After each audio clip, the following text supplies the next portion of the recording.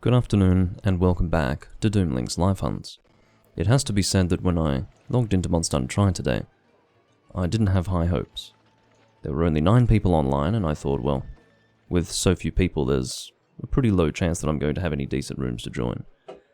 And then I found a room with 3 people that were HR 50. Literally the first one that I tried, and there was, obviously, space for me to join.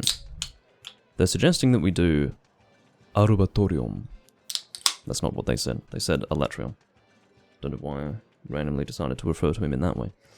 But very interestingly, referring to something that did actually show up in the chat, that almost, it was a very unexpected realization that I came to once I saw it. And I thought I would share it with all of you. See that word, Vamos? That's the name of a blacksmith in Dark Souls 1. So, based on my knowledge, or rather the association that I have in my head of blacksmith with the word Vamos, I was able to actually more or less translate what that guy said in the chat. And of course, I never knew that Vamos literally meant blacksmith in another language. I would assume that it's Spanish. So, of course everyone called him Vamos, that's sort of your Americanized or Anglicized version. Anglicanized? Anglicized, I think, is the word. Anyway, we have the Brilliant Darkness being posted, which is fine. I don't mind. Of course, I already did mention that we were going to be doing Alatrion. Not Arubatorium, but Alatrion. We're not playing Monster Hunter Tri in the Japanese version. I went to go and say, like, the Japanese name for Monster Hunter Tri, and then I remembered, oh yeah, it was the same. But anyway, I'm not particularly concerned about what I'm equipping. What I might do is I'll check to see what everyone's using. If they've got, see, Pepito, when I see that greatsword being used against Alatrion, I do not consider that to be a good loadout. It's okay, it's acceptable, but it's not very good. So I'm not actually going to... That's a bit confusing. This guy's name is Pepito, and then in his profile, he insists that his name is actually Green Floyd. The question that, of course, arises to the mind of any critical thinker is, why did you not therefore name yourself Green Floyd? That's very confusing. I don't know if you're going to expect people to refer to you as Green Floyd, but that would be a rather optimistic expectation if you were to have that. I'm going to get my chats up because I just forgot to do that. I'm only now remembering to. Hello P-Berry, Simply Roam, and Yells. You've still got that catchphrase. I'm sorry to see that you haven't progressed beyond whatever strange obsession you've developed for using that word, and literally only that word. Yells, but anyway. What shall I use that will be fun against... Oh yes, the reason why I said I was going to check whether or not my teammates had good loadouts was to determine whether or not it was appropriate or indeed helpful to use a paralysis weapon.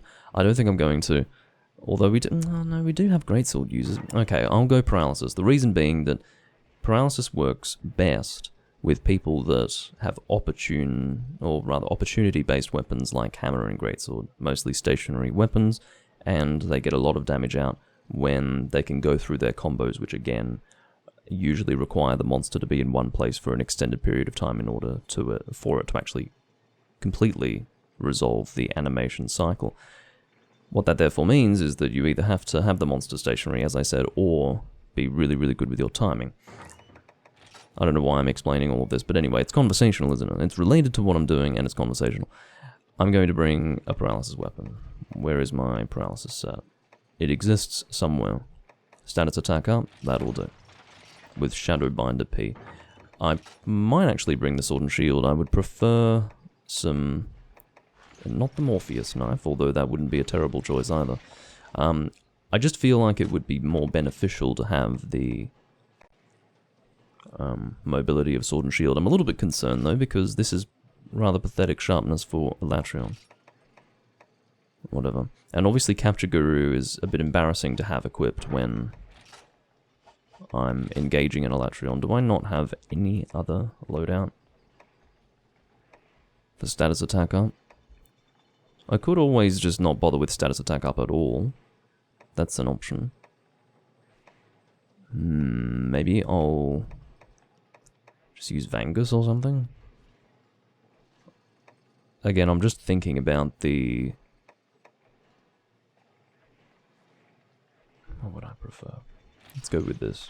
Although, no, I'm thinking of Auto Tracker being supremely unhelpful as well. Let's use this loadout. But we will need to possibly... Yes, we just need to change this decoration. I think there's one slot in the Goebel Sword and Shield as well. Yes, so we just need to ensure that we have an earplug decoration in there, and we'll be ready to go. In my mind, it's more important for me to have decent sharpness against Elatrion than to have a small boost to my paralysis with this weapon, so... Let's see if I've got a... earplug jewel anywhere? Yeah, here we go. Kronos, fortunately, is being nice and slow getting ready. Gyaradox in the chat says, "Let's go!" Well, if it weren't for the fact that Kronos was also quite slow on the side, on the preparation side, they may very well have banded together and verbally abused me. How are we all going? There's a hype train going on, and I'm not entirely sure why.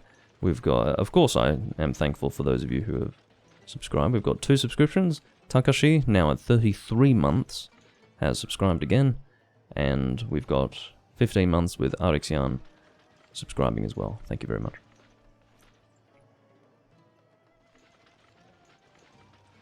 I'm not sure what Kronos is actually doing.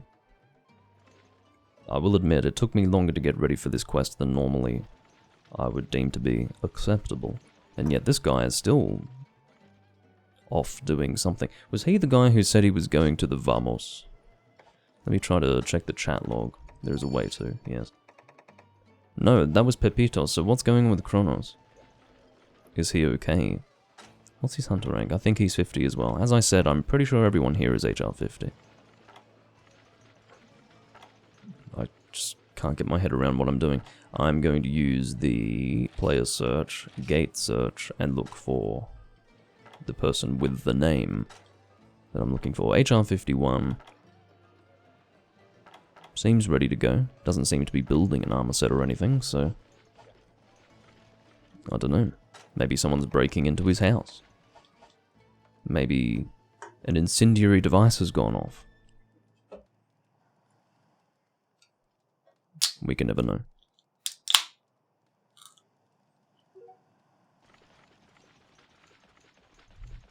Gyaradox asks, "You come?" Presumably the guy's AFK. I don't really want to wait for a long time for someone who's not going to come at all. Yes, Peaberry, that was the spelling. But I think we do need to wait a little longer. It's very important that we have 4 people, especially because I've chosen to use paralysis. I'm not going to use paralysis if there's only 3 of us. I'm going to painstakingly type out this sentence, employing as much patience as I can mentally allow, as much as I can muster. Let's wait a moment, or wait a little longer. I see, just typing the sentence, "let's wait a little longer," is miserable when I've got this on-screen keyboard. When I go and play Monster Hunter 1, just the experience playing online is so much better there than it is here, because I can actually free type with a keyboard in that game. Let's wait a little longer. I don't know if these guys are willing to do that, but they're getting antsy. Can I fit all this in here? Seems that I can, that's good. Let's wait a little longer. It's mainly because Pepito's using that greatsword. Need I remind you all that this monster is only weak to dragon when he's in the air. Not only is it going to be harder to hit him in the air when you've got a greatsword, but this particular version of Elatrion, which is the Monster Hunter Tri original version, goes in the air much less frequently than all the other Elatrions. There you go. We waited and Kronos arrived. He is using not the best weapon, but ironically, a better choice of element than these guys.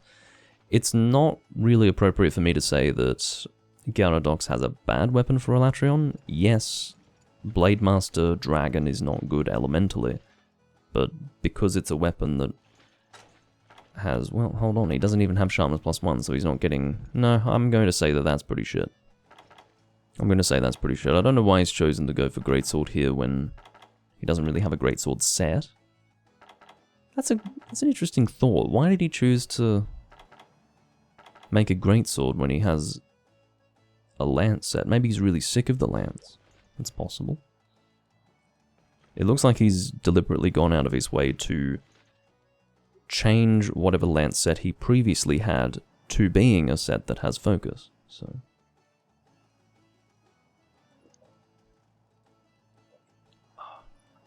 why is the keyboard like that? Well, it's the in-game Wii keyboard. But unfortunately, there's no compatibility yet for the Dolphin emulator to allow for a PC keyboard to interact with Monster Hunter Tri's keyboard system. I don't know where the disconnect is. What I've heard in the past, and I'm just going to assume that it's still the case, is that it is for the Dolphin emulator team to actually make that change. There's nothing that the people who made this server can actually do about it. Which is a real shame. Monster Hunter 3. Yes. Alright, it's Elatrion time. I've been a bit distracted, so let me make sure that I'm ready to go. I am ready to go.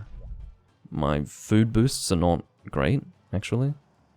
I should have gone and checked for stamina recovery materials because I only have 100 stamina and this is going to be a long hunt, so I think I'm in trouble. I'm not going to cancel my ready up because I will obviously run the risk of having them depart without me, so that's not happening.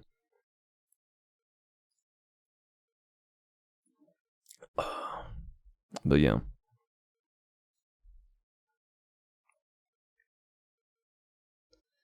Yes, he does mean the drug when he says Shabu. It's a cute little catchphrase of his. It becomes slightly less cute, however, when he chooses to just say Shabu instead of actually communicating. It's still a form of communication, but it's not really communicating anything in particular. We are not skipping the cutscene, apparently. Oh, I just realized. Based on these guys' hunter ranks, this is actually an urgent quest for them. Great. I say that sarcastically because... oh. I say that sarcastically, and the reason why is because even if they're appropriately equipped for the hunt, if they don't know how to... Kronos says, guess what I forgot? Cool drinks, presumably. Well, I'm not... oh, fine, I'll fucking give you some cool drinks. I just have to make sure that I don't die because I'm going to give you 2. Oh, someone's already giving him cool drinks. That's good news. Very charitable of him. I can't see what you're doing, Elatrion. Just going to double check the volume of the game. A bit too loud. Just a touch. Drop you down a bit.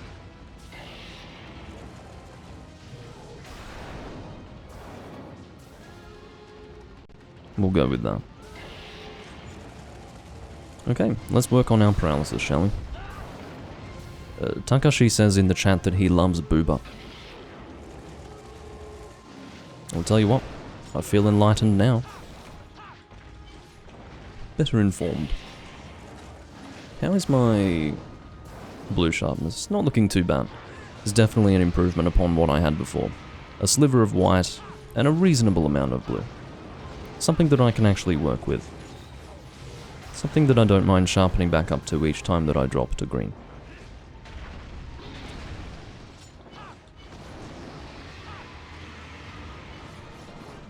As you can see, high-graded plugs will be very beneficial for my DPS. Need to remember to press plus to do my full combo in this game with the sword and shield, and I failed to do it. My fingers literally were not capable of making that work. I didn't bring Dragonfell berries, but that's okay because I can still make use of my abnormal status because it's just giving me negative affinity in this game. I don't know if I can properly show that. No, I can't. It doesn't actually show you the affinity that you have as a result of being under the effects of Dragonblight, but you saw there that I just got a negative crit with a weapon that supposedly got no negative affinity. I believe it adds a value of negative 30. It could be negative 20, I don't remember now. It's been a very long time. I'll actually go for your fate. See, fortunately, I was not shielding the fire before it exploded, so you actually need guard up to be able to guard the fire before it explodes on the ground. Pepito has fainted. He's barely had the chance to blink, and he's already on the feline cart.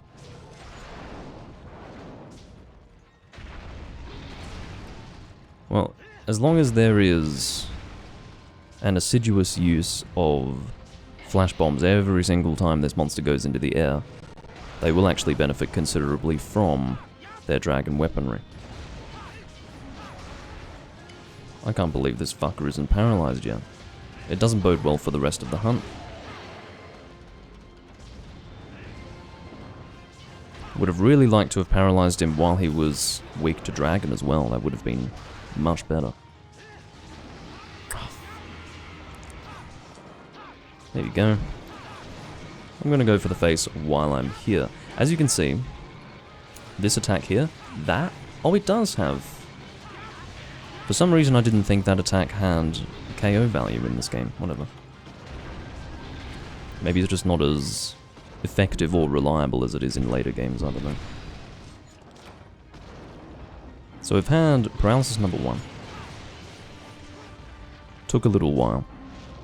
My guess is that I should be able to get 3 different paralysis, or 3 paralyses off during this hunt, with the expectation that this hunt takes about 15 minutes.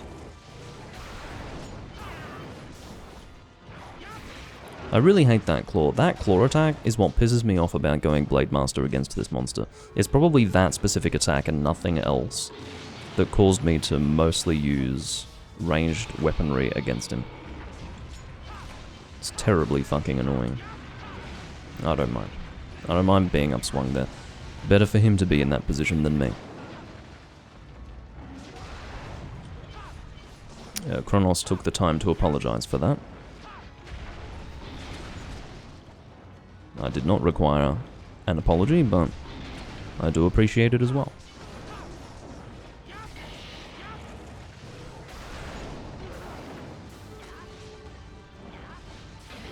Oh, it only lowers it by 10%. I don't know why I thought it could have been as high as 30. That's really weird. Just drastic misremembering, I guess. Yeah, I might go for the tail while I'm here.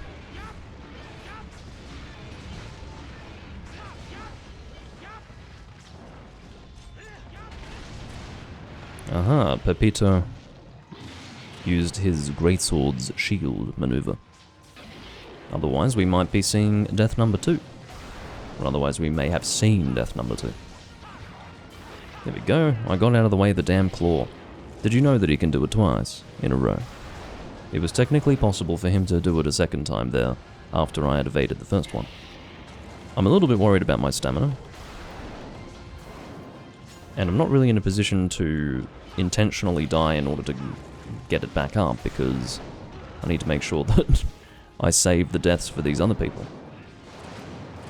That's not in any way an intention on my part to belittle them in saying that. It's just that they are inexperienced.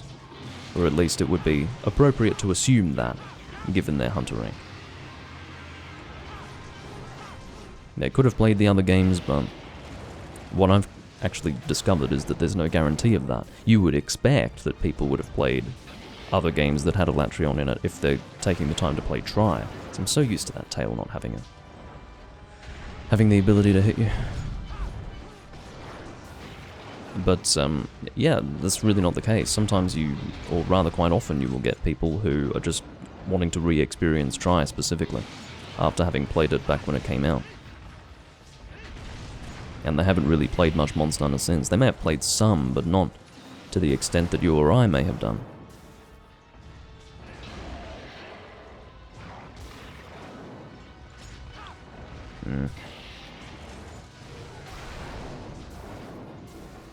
Yes. Try is, well, I don't know what it is, Peaberry. But yeah, it's not perfectly 16 by 9.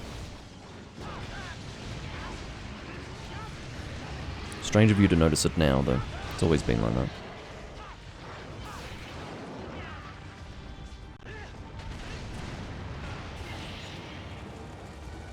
I can't remember how it is when I record the console, but I suspect that it's the same. I seem to remember that it was when I was recording the console. Oh, for fuck's sake. Wasn't expecting your turning angle to be able to catch me. I was very lazy in my evasion there. Oh, is the... Just making sure my beer's not on camera. It's not. That's good. Because if it were on camera, it would have been very distracting. Good spot for it to sit, actually. Diving this time because I don't want to take any chances. If I get hit too much, I'll run out of potions. That's the situation. I'm not worried about my defense in this quest, or even any sort of likelihood of death. I just don't want to run out of potions. Oh, he didn't time the flash bomb properly. That's a shame. So he's going for it again. I'm carving this tail because otherwise I will forget to. I don't need Elatrion materials, especially because I've done a lot of Elatrion grinding in this game through Elatrion cluster shot runs, but I am such a hopeless hoarder of materials that I can't help myself.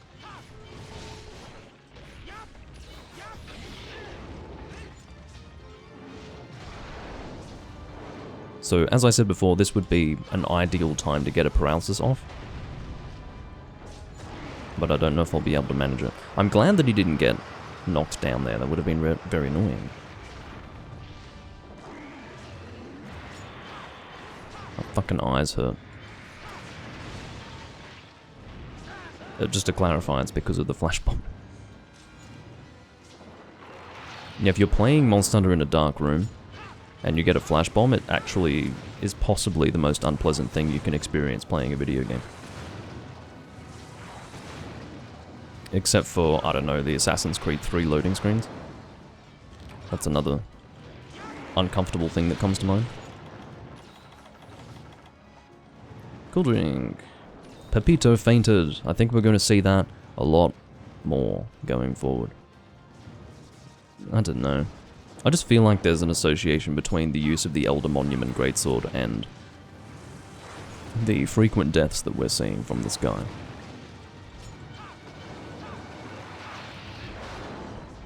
I was ready to shield that, I might add. I have no stamina. In that moment, that is to say. Generally speaking, I have low stamina, not no stamina. Oh, get out of the fucking sky, will you? Admittedly, I didn't bring flash bombs. You know, flash bombs used to be a staple for me when I would go hunting Elatrion properly as opposed to clustering, but I got out of that habit. In much the same way I got out of the habit of evading the tail at the conclusion of a charging attack from the Elatrion. It's because, yes, I got used to fighting Elatrion in this game, particularly because he was my first experience hunting him. And then I just had to unlearn all of my habits, and now that I'm playing Try again, I can assure you that the habits are not coming back. I took so much time to unlearn them all, or to rid them from my, I don't know, muscle memory. That just sounds really silly to use muscle memory that way, but you know what I mean when I say that.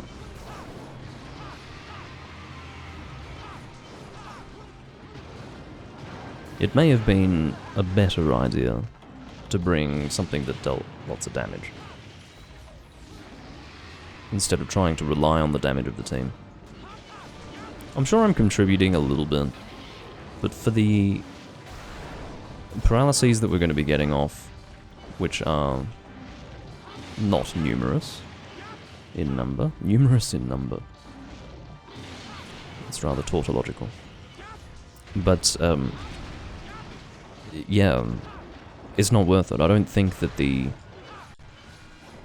lack of damage that I'm dealing is being counterbalanced by the paralyses that I'm getting off. We've got some bombs on the ground, that's rather quaint.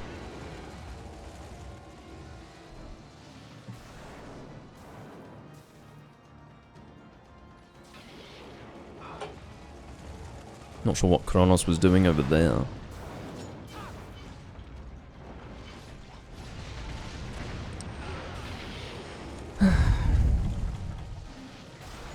Pretty much every time I get hit, it's because of some laziness on my part. It's not because the monster outsmarted me, or did something that I wasn't able to react to fast enough. I genuinely think I'm playing lazily at the moment. Maybe subconsciously I'm expecting to fail anyway, but that really shouldn't be any reason to play worse. Oh, here we go. Bombs going off. Not bad.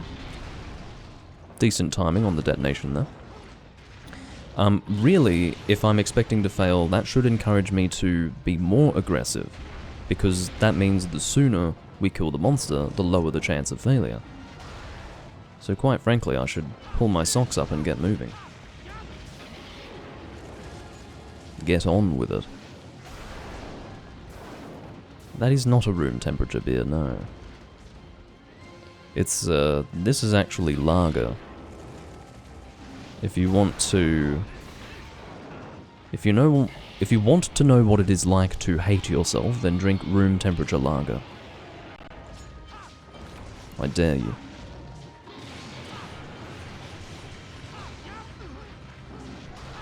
And besides, I have never advocated for the consumption of room temperature beer.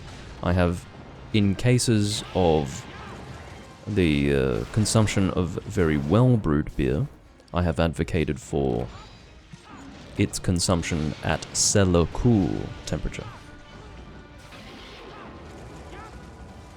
as opposed to chilled. But room temperature is never good for beer. I don't mind mead at room temperature, but I don't know about any beer.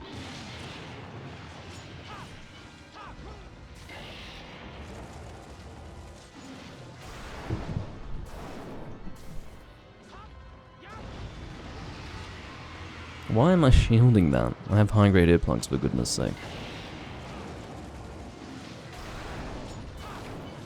Tempting as it is to draw your attention to my stamina, I think I will resist that temptation.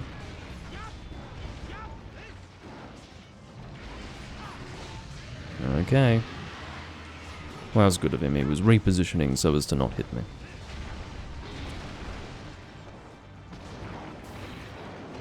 Pepito must be wet with perspiration at this point. Oh, for fuck's sake. That's one of the things that really gets me as well, the alternative charge direction, you know, the curvature of the charge, which is perfectly easy to deal with if you're not standing right in front of the monster. But if you are, you can't even react to it. He's already turned into you by the time you realize, oh shit, he's doing the turning run. Unhelpful, to say the least. Obviously, I'm just attacking the head for damage. I have no desire to break the horns. I'm sure these guys would benefit immensely from that, but we don't have the kind of team where that's going to happen. You're not going to get any chance for Sky Piercers to drop unless both horns are broken. And they can get broken Sky Piercers from body carves and quest rewards, so... if you're gonna break the horns, you fucking commit to it with a better team setup than this. Very close to hitting me there. That's another one of those attacks where if you're in the wrong position, you get hit before you can react to it. I've actually demonstrated that on camera many times, getting hit by that fucking attack, because I seem to position myself in relation to the Elatrion consistently in such a way as to, pretty much on the first frame of that attack, be standing precisely where it comes out. Which is really annoying. It's really weird that because it has happened so many times.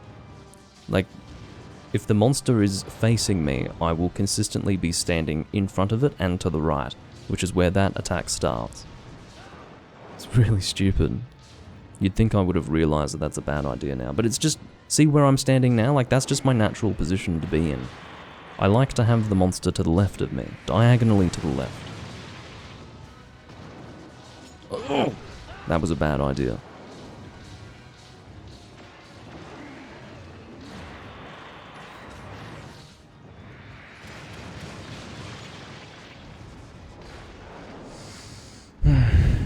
This could be a 20-minute hunt, actually. That is assuming that we don't fail it. I'm going to accept partial responsibility for that, because I think I could have brought a better weapon, and now I'm in the unenviable position of literally being unable to shield with my sword and shield, and also being unable to run. This is a special day. I did have the presence of mind to check my stats before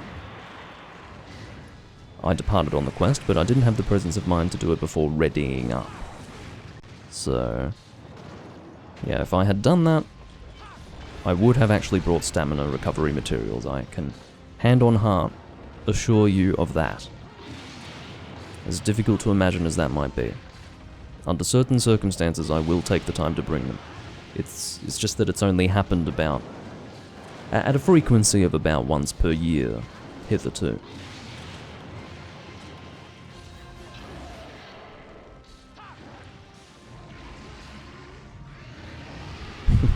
Pepito has chosen to make the hunt longer rather than risk shortening it with his last cart. What an upstanding individual.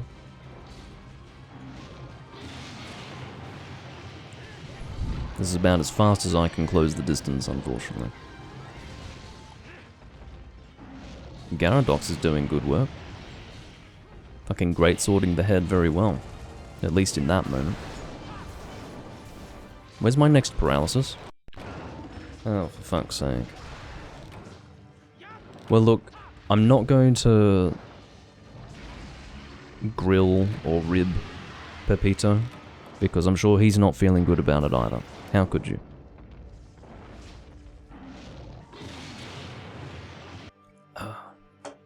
Poor boy. Not a good day for him. I think it was the Dragon Claw that killed him. I wasn't able to see him in that moment. I was facing in a different direction, but I think I saw the Dragon Claw go out. Fucking hell.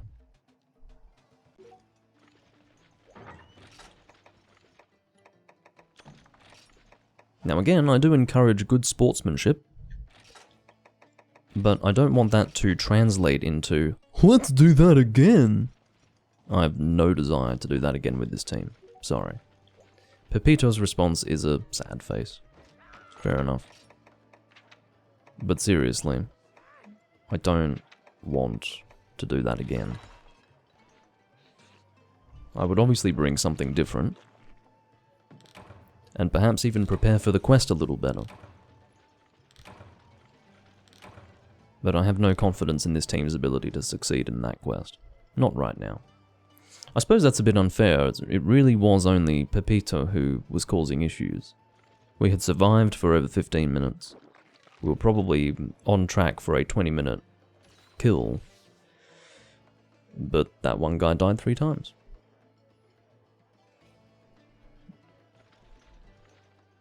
No, he doesn't swing his tail, P-Berry. So if you insist that Elatrion swiped away from Pepito, then that's a good question. I don't know how he died. Yeah, no idea. We'd have to review the footage.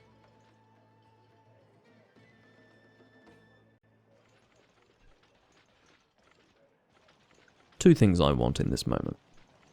The first is to not have Elatrion be posted again. And the second is for our next departure to take less time than previously. I get it. They're just really motivated to do this specific quest at this specific point in the game for them.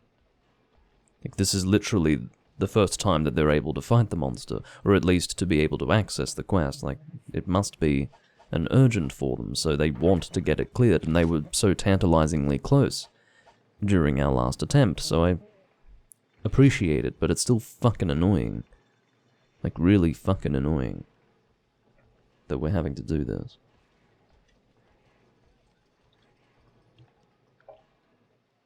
Here's a question. Do I have a gun that can shoot all elements in this game? Suppose I could snoop around, couldn't I? Let's look at my gunning pieces.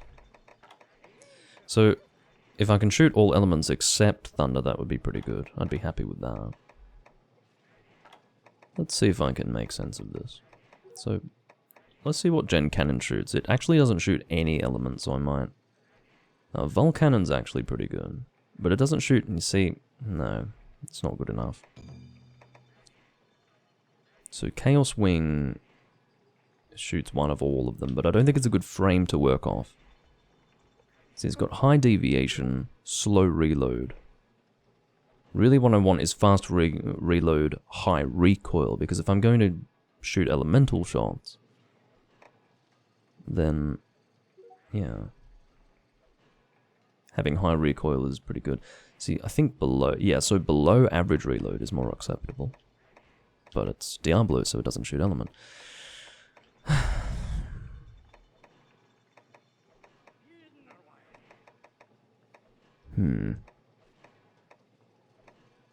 Okay.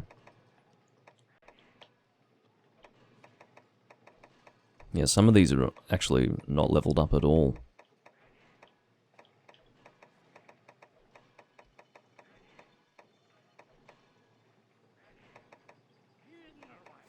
Okay, well, let's see what we can do with... Alright, so 2 on the barrel of Chaos Wing. What else can we... Well, does that shoot dragon? It allows for the rapid firing of dragon, but... it's not very impressive, is it? What about this? 1 dragon shot. Might be okay. So I'd be looking at... I think I've got load up as well. So if I've got load up, I'd be looking at 4 shots being loaded for all elements. And then 2 for dragon with the ability to rapid fire it. So that would be Gen Cannon frame, Chaos Wing, barrel and stock. Which would be pretty good.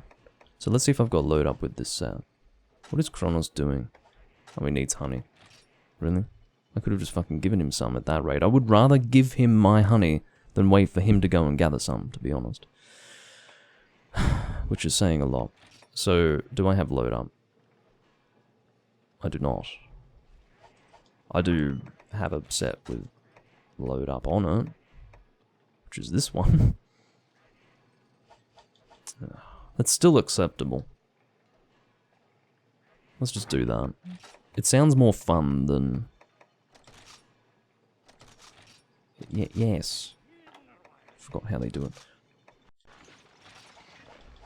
This sounds more fun than using Pierce or anything else. It's not like I have an option to use a bow if I'm going to go ranged. And I'm not really in the mood to do things like crag shooting and cluster shot.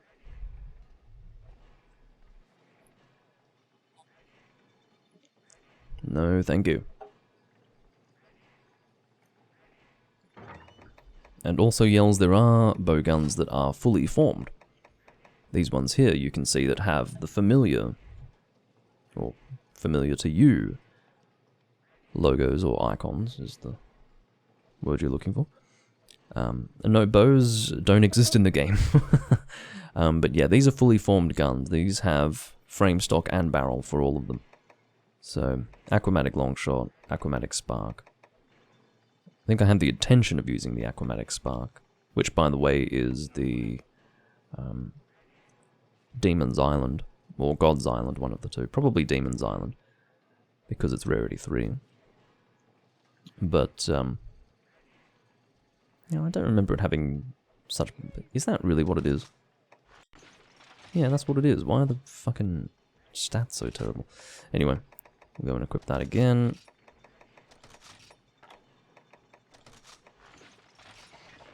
I'll probably need to try and make all pieces of bowguns in this game. That'll have to be something that I sit down and push myself to do. So the plan is, I'll bring combination materials for all elemental shots that I'm going to be shooting. Obviously I'm not going to be using Thunder, because Thunder is a bad elemental choice for Elatrion. While Elatrion is on the ground, I will prioritize shooting Ice, and then I will move on to Water. When Elatrion is in the air, I will prioritize Dragon shots, and then I will move on to Fire shots. That's the plan. Now, if I bring combination materials for all of those, with the understanding that... I guess I'm not rapid firing anything except Dragon. Okay. Well, hopefully that'll be enough, is the moral of the story. I do have bonus shot, which will work well with the rapid fire, at least. So yeah. This set is designed to be used for specific shots, so what I do, like specific shot types, so what I would do is I would make a bowgun that rapid fires one specific element very well, so that way bonus shot and element attack up work for that sort of loadout. I don't have a gun in this game that rapid fires like all elements, like an absolute bowgun or a Matsuma Gatsuchi light bowgun equivalent.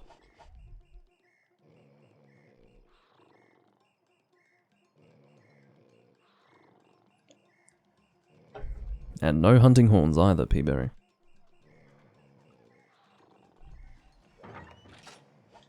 This guy is forcing us to wait for him to gather honey, instead of perhaps requesting me for honey.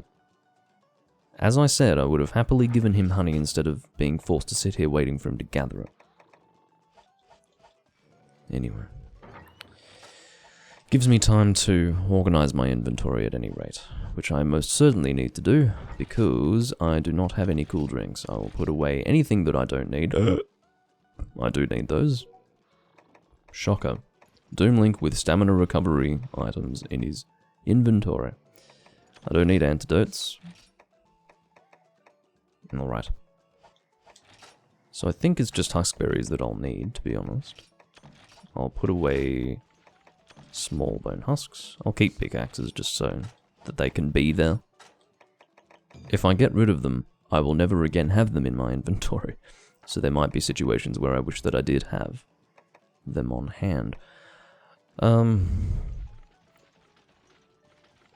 am I doing with myself?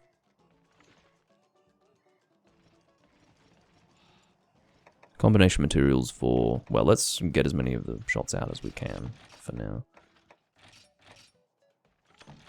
Freeze dragon. Oh, come on. Water. No.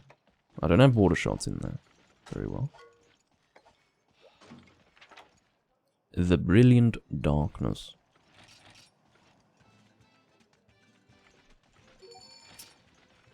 Energy drink is equivalent to a rare steak that also gets rid of sleep buildup.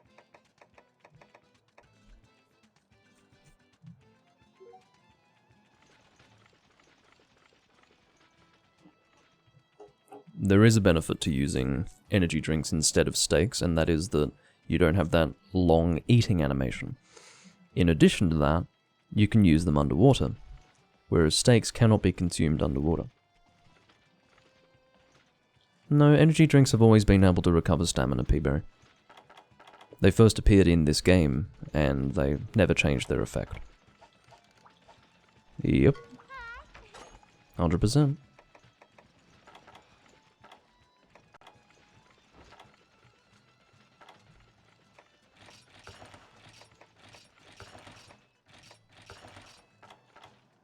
Okay.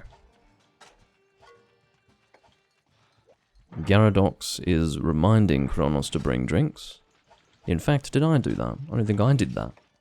That's a shocker. I believe I even made it clear that I needed to buy them and I still forgot. It's pretty sad. I think I saw all of those zeros and thought, oh, I probably don't need any of that, subconsciously. Okay. Fire herbs. What else? Freezes. Ice crystals, wherever they might be. Oh god, I don't have many of them. I've always hated the fact that they use ice crystals for ice shots. Because usually you can't buy them, you have to mine them. I could be wrong, you might be able to actually buy them in this game, but I don't remember being able to. Fuck. And then wetfish. I've got some healthy stacks because of the Jamaran Festival with a V. I'm not Japanese, we do use V instead of B. But, yeah, you can just go around to all of the vendors in Loch Lac and just fucking buy stacks of stuff. It's really good. But evidently not ice crystals, so that should, I suppose, prove my point. That you can't actually buy them. So obviously normal level 2 for this gun. Anything else? So we've got average recoil, so we can probably get away with Pierce level 1 if I can shoot it. Yes, I can. No, actually, Pierce level 2 is what I can shoot. And I can only shoot 2 of them. Well, let's bring Pierce level 2 then. I have a feeling, though, that average recoil is still not going to be very good for that. We should have enough on hand now. Oh yes, combination materials for dragon shots. That's important. Very important. So, bone husk large and dragon fell berries. Okay.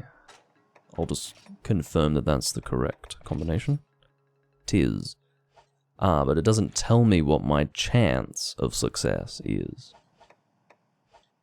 But I do have 4 combo books, that should be enough, yeah. If it were 3, it wouldn't be 100%, but with 4, it should be. They wouldn't require that you have 5, that would be absurd. I did eat, and in fact, I did manage to get Moxie, which is going to be helpful with a gunner loadout.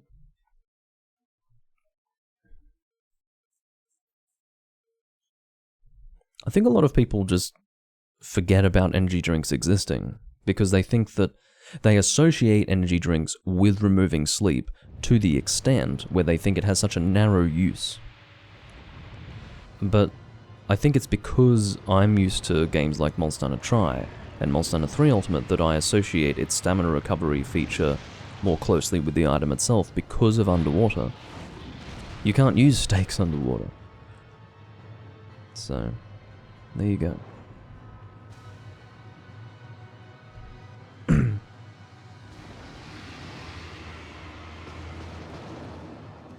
I don't even remember energy drinks being in 2nd generation. If you think so, though, I'll take you at your word, but I don't remember them being in, say, Freedom Unite, for example. Alrighty.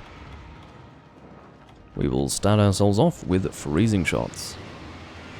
Someone's pissed off this monster.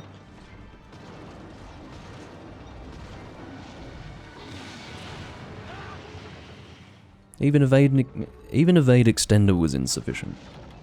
Fucking hell. I might just top up my health for good measure.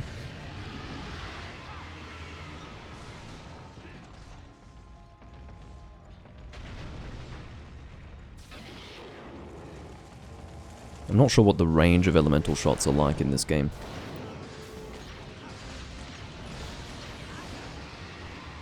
Just missed my reload chance.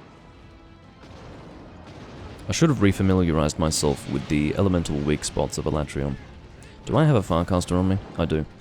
I'm going to use that as an opportunity to refamiliarize myself with the weaknesses. I'm going to make use of the Monster Hunter G Dex. The Monster Hunter 3G Dex, sorry. No information relating to Monster Hunter G would be of any assistance to me in this case. Alright, Elatrion. Weaknesses. So, it's pretty much the same across the whole body. So he's generally not that elementally weak. He's taking 15 on all body parts except the head. The head will take 20. And for ice, it's 25 for dragon when in flight. Yeah, so his greatest elemental weakness is to dragon in flight. It's 20 on all body parts except the wing and except the head. For the wing it's 15, for the head it's 25. So, yeah, it's alright. And then obviously thunder is shit all round. It's either ineffective or 5 on all body parts including the head. So, there we go. Very good. I'm glad I familiarized myself with that. I would have been doing the right thing. I couldn't remember a specific elemental weak point on the monster except the head, but I wanted to make sure. Yeah, this bowgun looks pretty cool. It's a bit... See, the thing is you mix and match bowgun parts in this game, so sometimes they look a bit goofy. This one doesn't look too bad because it's got 2 parts that are the same. The Elatrion heavy bowgun, like if you're familiar with, for example, the Elatrion heavy bowgun from Monster Hunter Portable 3rd, it's the same thing, but you can actually break it up into 3 parts. Oh, we have an Elatrion in flight. What the fuck are you doing? I don't know how I'm able to shoot 2 dragon. Maybe the gen frame actually shoots a dragon shot. Because I remember that the Chaos stock loads 1, and the Chaos barrel allows you to rapid fire it, but doesn't actually provide you with a loading amount. Fuck. Talk about missing your opportunity. Again, I don't regret it. I was familiarizing myself quite sensibly with the elemental weaknesses of the monster.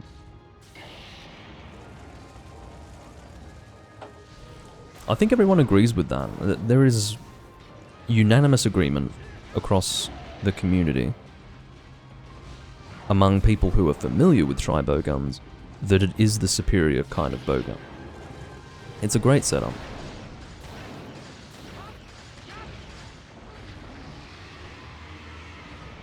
I will try to hit the head as much as I can, of course, but I don't want to curtail my DPS.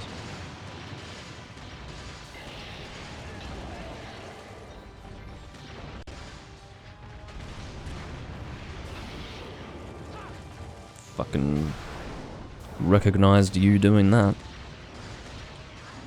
That's not good, that's gonna hit me.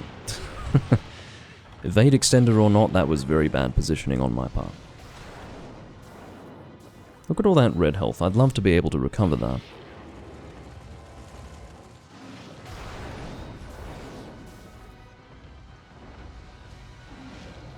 Yes, you can rapid fire with heavy bowgun because the weight of the bowgun doesn't actually determine whether it folds or can be slung over the shoulder.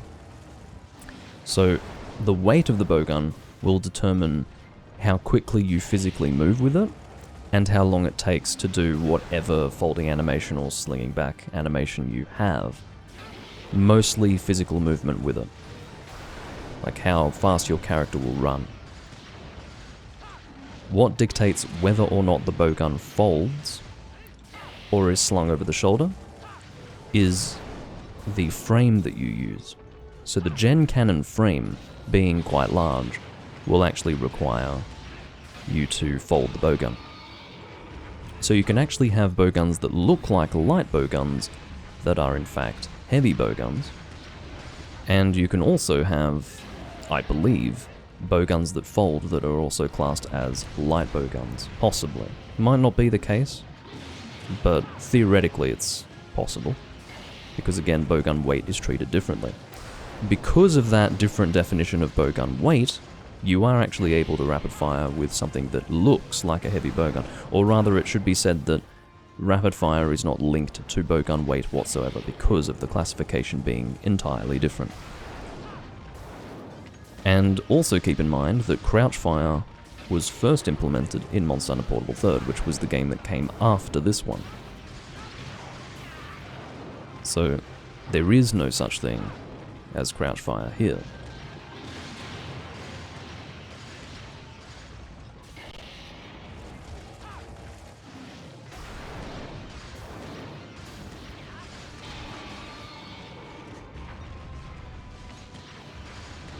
I probably should be aiming for the wings. It's very helpful to break those. Because, for example, if you're making the Elatrion Sword and Shield, you're going to need a lot of webbing. And that's one thing that people never have until they need it.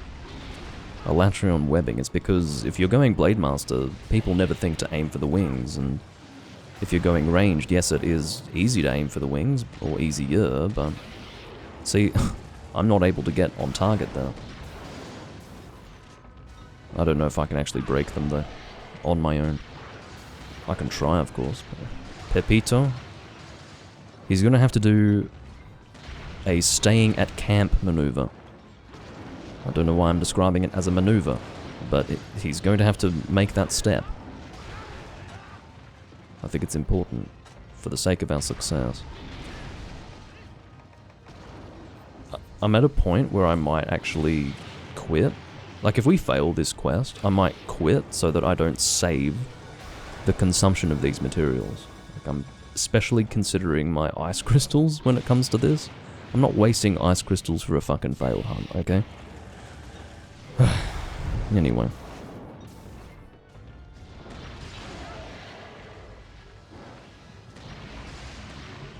Head opportunity. Only for one shot, though.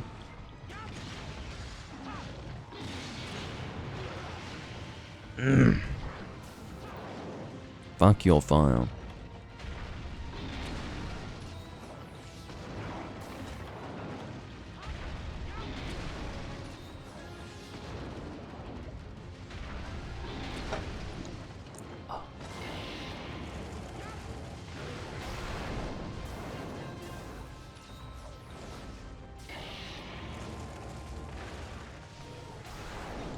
Alright, let's get back in the game.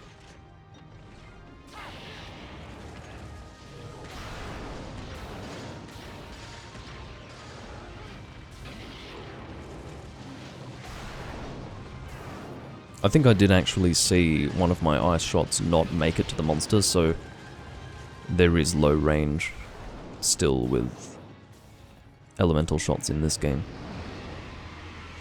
Here we go. Dragon shots. Now, dragon shots are a little bit different in this game. As you can see, I can load, or rather I can have in my inventory, a maximum of 20. Still very high damage, but just a little less balanced in this game, I guess. I shouldn't be fucking missing them all like this. Those small lava eruptions in the ground can probably be referred to as geysers. I use that term. When I think of a geyser, I think of something that's probably a bit more sustained than that, but I think geyser would be the correct term. I'm neither a geologist nor a volcanologist, but that's what I would imagine is the term.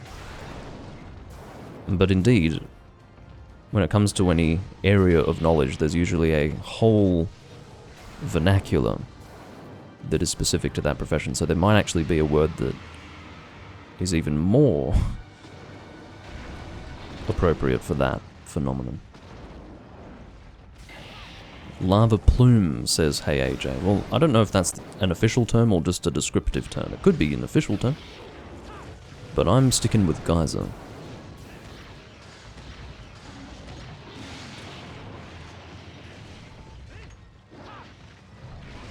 Hey Star Fury. Good to see you as well.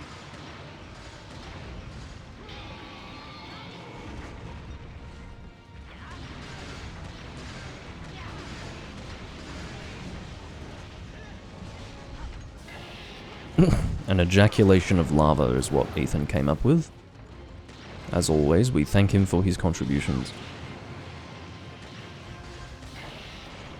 Always scintillating and never characterized by toilet humor. Never. That would be beneath his dignity to use toilet humor.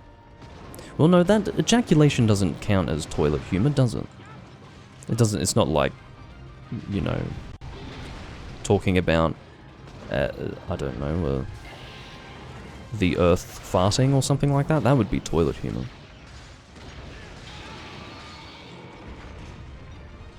We'll say sexual humor and toilet humor.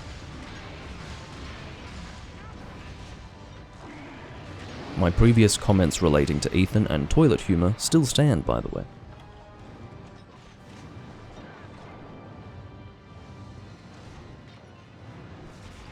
Yeah, I wasn't able to play Tri for a long time, obviously, like everyone else. But once they got the Tri beta up and running, whenever I can, I jump on. It's great. The community here is not as strong. Well, no, I'd say maybe it's just as, if not a little less strong, as the first gen community, particularly Monster Hunter 1/G. But, yeah, I wish it were a little stronger. So many people were playing this game during the first week, but then for some reason it all died down. Makes you wonder where all those fucking people went. I suppose for them it was just a novelty. Whereas for me, it's a proper reconnection with something that I care about. Everyone's different.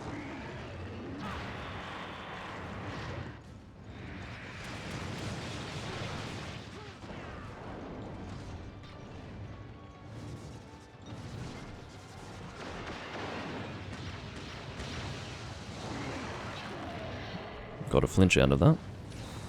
Unsurprisingly, the most damage that I'm going to be dealing is when he's in this mode. Thanks to my dragon shots. I had best start recovering my stamina. I'm so used to not being able to that I forgot that I could in this instance. How nice is that? Oh, the sensation. Oh, that's actually extremely satisfying. Wow. That was, I have to be much better with my timing and my aim if I'm going to be using a high damage rapid fire shot. Honestly.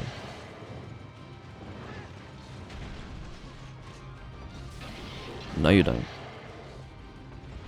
My very words actually flinched the monster. It wasn't Gyarados. Oh, whoops, I'm still shooting dragon, which literally deals no damage when he's in this mode. This Elatrion hunt is going much better than the last one, I think, unless Pepito died again. Let me have a look. No, Pepito died again, so we're actually in the exact same situation now as we were in the last attempt at this hunt. We are 15 minutes in, and Pepito has died twice. Now, what he should be doing is not engaging the fucking monster. That's what should be going on right now. So, why he is running the risk of having us fail again, just to, what, serve as a distraction? I'd rather not have you here at all, but I probably should have written that. I thought he just ran into the fire there.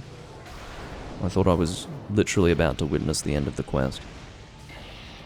In the most cinematic way possible. Fucking hell.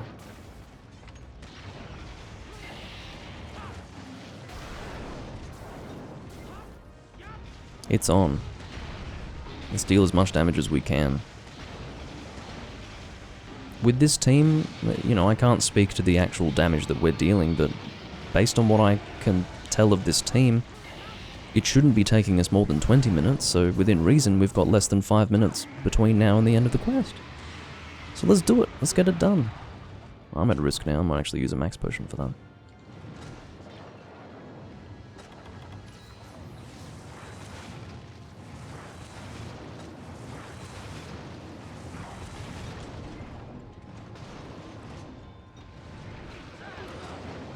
Chose a bad time to reload.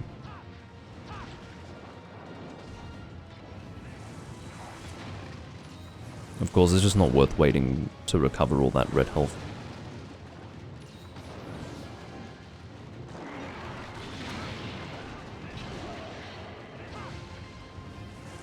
No more flash bombs to go out, it seems. Probably shouldn't do that. Yeah, I'm getting a lot of flinches with my dragon shots, but it's still not a good idea. I actually think that's part of the balance of Elatrion. The idea is that he is most weak to dragon, but he's only, you know, just had a mental blank on my words. He is only vulnerable to dragon when he's in the air, which therefore means that he has a reduced time in the air compared with the amount of time that he spends on the ground. Now that did change once Portable Third came around, and then that change was sustained for the rest of the series, from Generation 3 to 4. But that was the original idea behind him mostly being on land, I think. It's because he is actually more weak when he's in the air. Makes a lot of sense, doesn't it? But Capcom's not very Okay.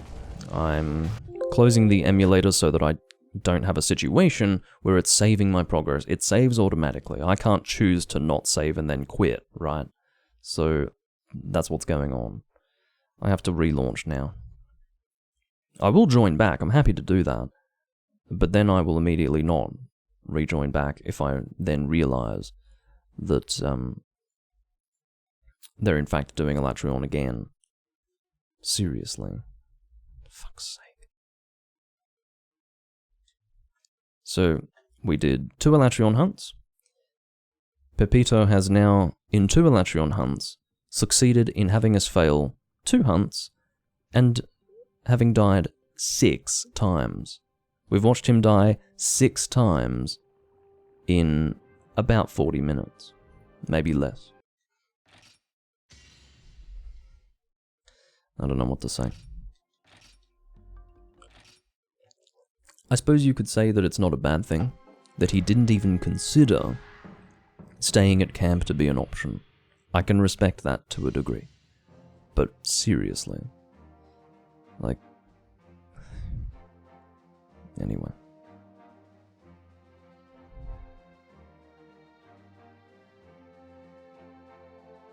Well, the problem is that the room might not survive, given that I looked like I rage quit. But, yeah, I mean, I can always look for another room. It's just there aren't many rooms to choose from, so that's probably going to be the only one that's viable for this live stream.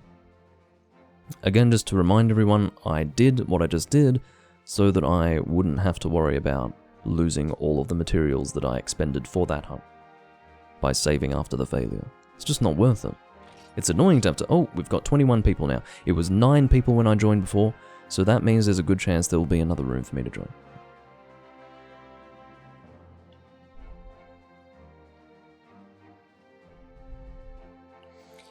Peaberry, I think he had level appropriate gear. If I remember correctly, he had high rank Rathalos, which actually places him quite well, except for the Dragon Claw. He's well placed to... Well, no, there is the Dragon Charge from land-based Elatrion. But anyway, he's obviously not got good dragon resistance. This is the room that I was in before. I will join back if they don't keep doing that fucking quest with Pepito. Like I suggested, that might be my only choice. I could join Striker. I'll join Striker. Oh, maybe even if... Why don't you two... Hold on. Why don't these 2 people, City 5 and City 7, just play together? I hate that. There's actually a distance of not just... not 1, but 2 rooms from these 2 people. So it means this person saw this room and was like, fuck that, I'm going to make my own room. Why? Makes it harder.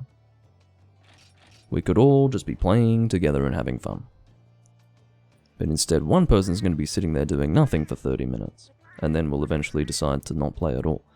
Or look for this room. Maybe. Maybe they'll end up joining this room at the end.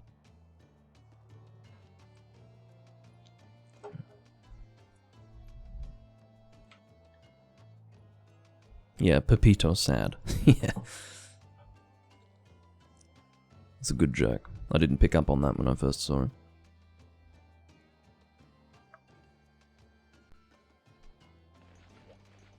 Fiambri.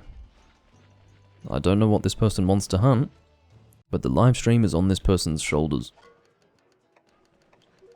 Effectively. Gyaradox has joined my room. Looks like he... Oh, shit. Mute, mute. That's not your Discord, that's my Discord, don't worry. That was Ethan, actually. Yeah, jump on with me. I just need to consider how to make that work. My setup right now... Hold on, let me think.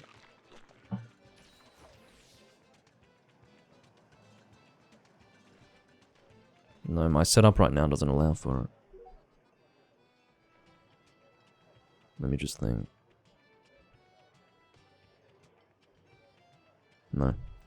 I can't really make that work, I don't think.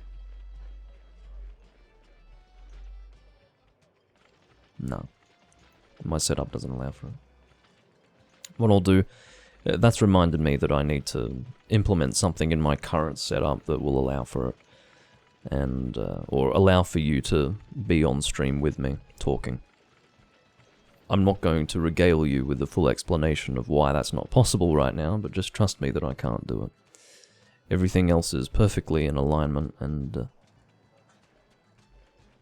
in the aligning of things, I did not account for having you on Discord, so I'm sorry about that, Ethan, but yeah, if it weren't for that, 100%. I'm sure the audience would love it too. But, can't do it, sadly.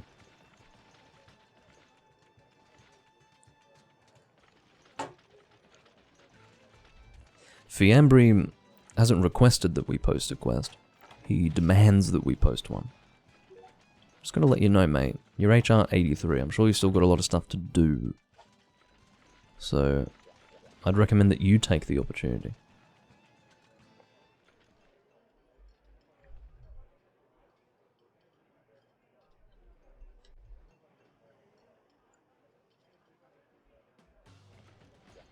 I actually think most of the fights in this game are very memorable. These were all original monsters, and I think they were very well designed. You know what, I'm actually going to post, because if I let Gyaradox post, we know precisely what he's going to put on the board.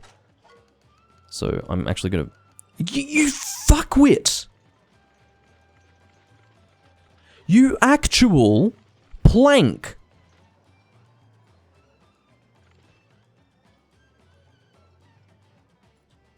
Holy shit. If you're that opposed to it, you can just say no. It's your room. You human ballsack. Unbelievable. I've got a live stream going here. Not that you know, and not that it's your place to care. But fucking hell. Electrion? No, that's it. I'm going home. Unbelievable. I don't want to have to communicate this to Gyaradox, but there's another room. Let's join City 5. I hope I'm remembering that correctly. Have to do it as quickly as I can. This is what it means to have shit communication in-game. City 5. I think even he doesn't know what to do now. I happen to know. Let's join City 5.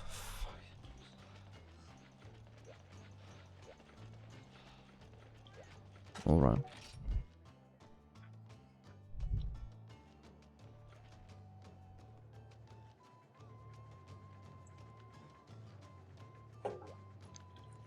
I just can't believe it.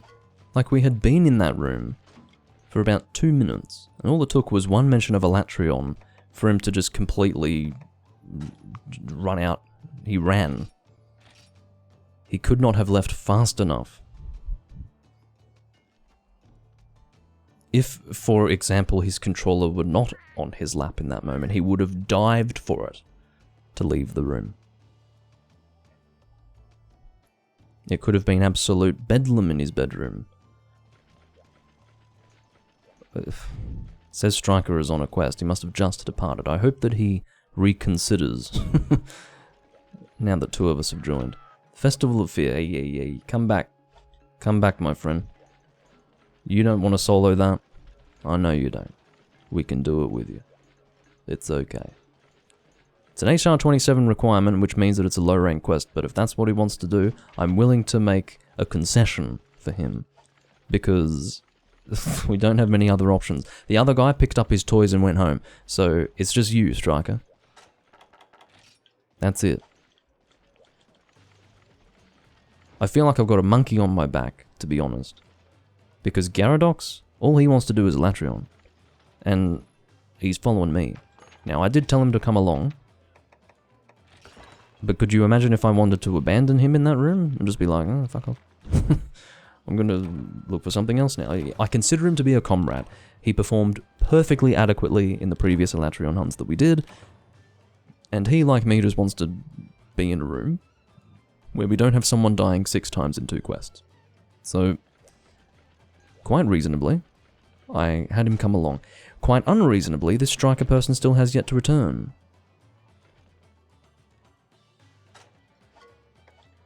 I'm not going crazy, right? It said that...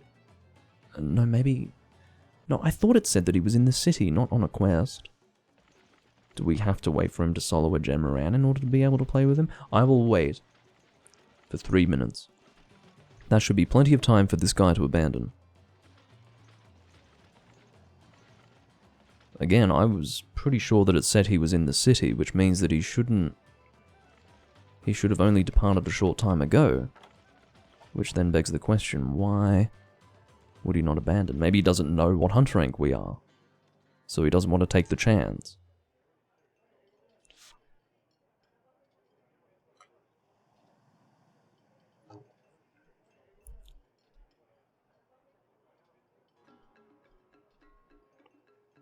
There's lots of reading material in the chat. So for those who are wondering why I'm being silent, it's because I'm reading that.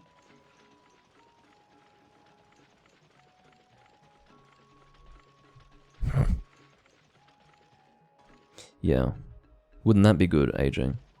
Doing more Agnaktor after doing an entire live stream of Agnaktor. Last week or the week before.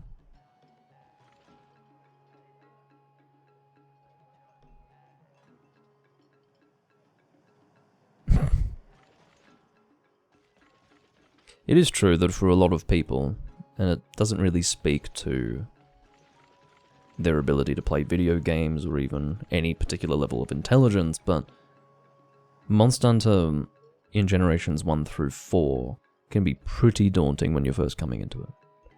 There's a lot to learn. You have to be malleable, you have to be flexible, you have to be able to be playing a video game and feel like you're just playing like absolute trash, and then learn as you go. You have to be able to do that when you play Monster Hunter. It's just a personality trait, a type of person. To be comfortable with having a period of time where you literally feel like you're unable to do anything well. That's what Monster Hunter originally was. That's one of the things they changed in 5th generation. They take away a little bit of that sense of, oh god, I can barely do anything. And, that's precisely where you get the gratification from learning how to play. Because you remember how daunting and how confusing and overwhelming it was when you started, and then you look at yourself now and you go, well, this is like second nature to me. You know when you get pretty powerfully reminded of how daunting it can be? It's when you get someone who's never played the game before, and you're actually in the position to mentor them. And then you go, oh shit. It actually reinforces that gratification that you feel, that everything's like second nature to you. It's like learning a language almost. It's that in-depth. Now, would I rather have learnt a language instead of played Monster Hunter? Maybe, but I don't know. It's also... Monster Hunter has given me a lot of joy. I don't think learning a language could have ever delivered the amount of joy that I've experienced playing Monster Hunter in the last 13 years of my life.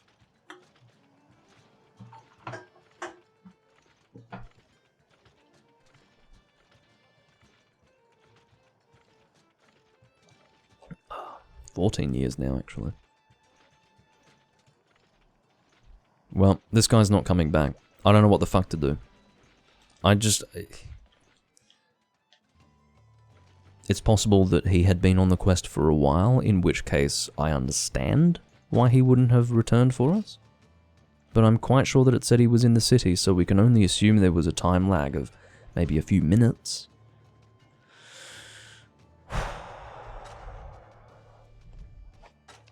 It's extremely upsetting. Kronos is in that room alone doing a quest. Pepito is probably sobbing into a pillow somewhere. I feel for the guy, but fucking hell.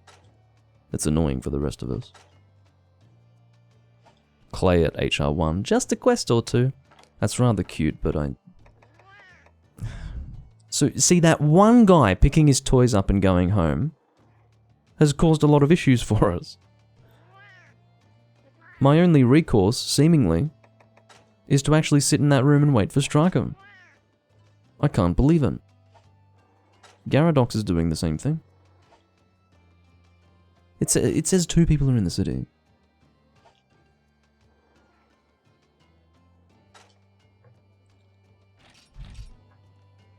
It's alright. I'll just have to sit here and be entertaining. Seriously. Or I could always edit the VOD to cut out, you know, the 30 minutes of downtime. Could always do that. But I would only do it starting now, to be honest. I feel like everything was quite fine prior to this point.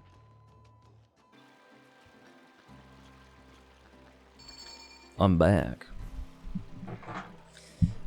If you go from the start of the live stream to now, like in the VOD, you'll see that for some reason my hair has become really straight.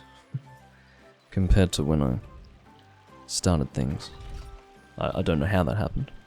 Must be the air. Might be my air conditioning unit that has facilitated that.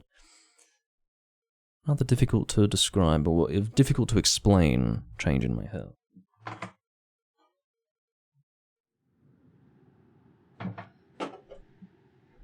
What do you mean use a switch axe? Who's using a switch axe? Yes, we're playing the cutscene because I am pouring a beer. I think Ukanlus looks really good in this game anyway. He's got an almost green hue to him.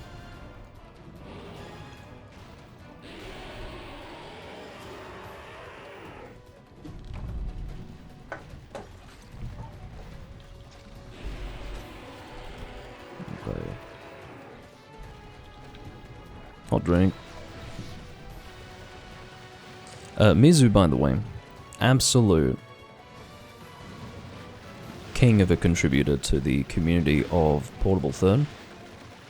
There are a lot of people who come on Portable Third who just blatantly cheat, and this guy will report them very, very consistently. Many, many reports in a single day.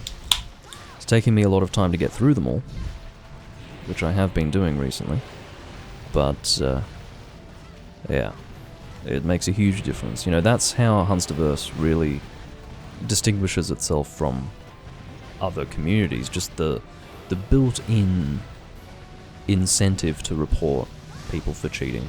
It's really good. It makes a huge difference. There's a lot of people who come online with save files downloaded off the internet which are known. People report those. And, yeah, obviously the blatant cheats as well.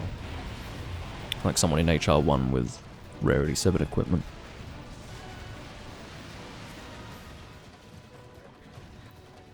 Beta is a lady, by the way. One of my relatively few female viewers. I used to have more. I can't imagine what scared them away. Must be because I'm so crass.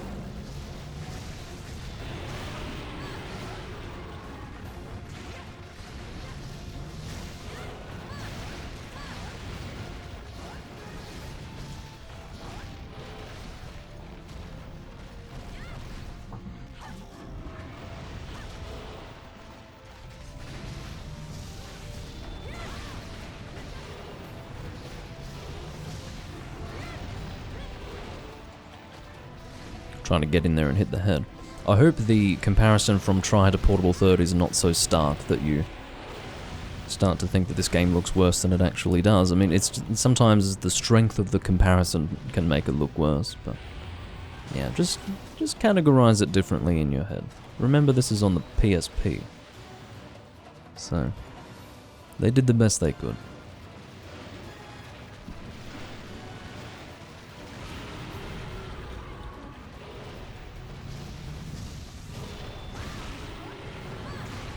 I haven't used Greatsword on a Cantor in so long. I don't know why it took me this long.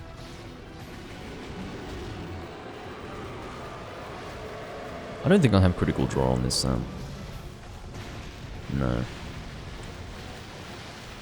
I believe how it works is I have critical draw on my non-Sharpness plus 1 set, and then for my Sharpness plus 1 set I do not have it.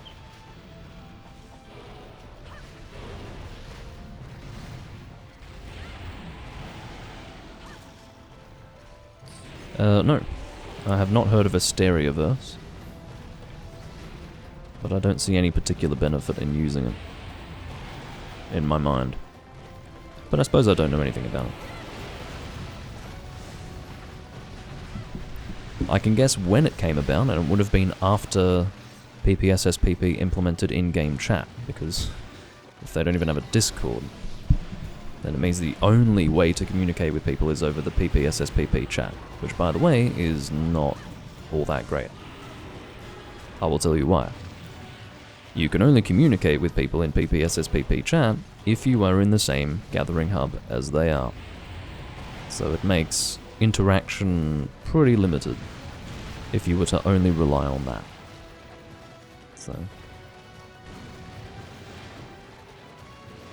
But no, I hadn't even heard of that.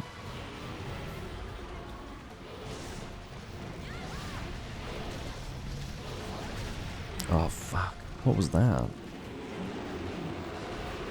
Ow. I should have shielded that. I forgot that that was a sustained attack.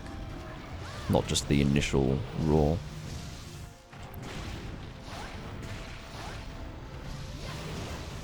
I can barely see what I'm doing. I'm between a large rock and a large rock. A rock and a rock. Not that that was really necessary for me to clarify that even further.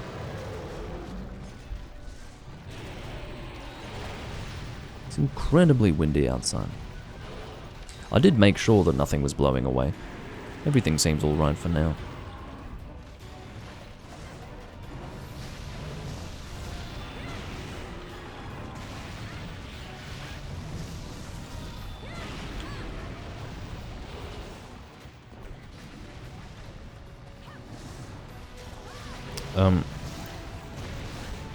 I don't know if I understand the question, Star Fury. Are you asking if I have live stream footage of me fighting Kushala Daora in For Ultimate? I'm pretty sure I do, yes.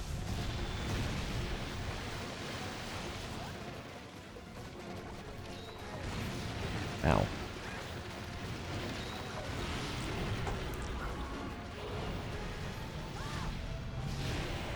Let's make sure we don't get caught in that attack. 2 in a row is what I would describe as unfair.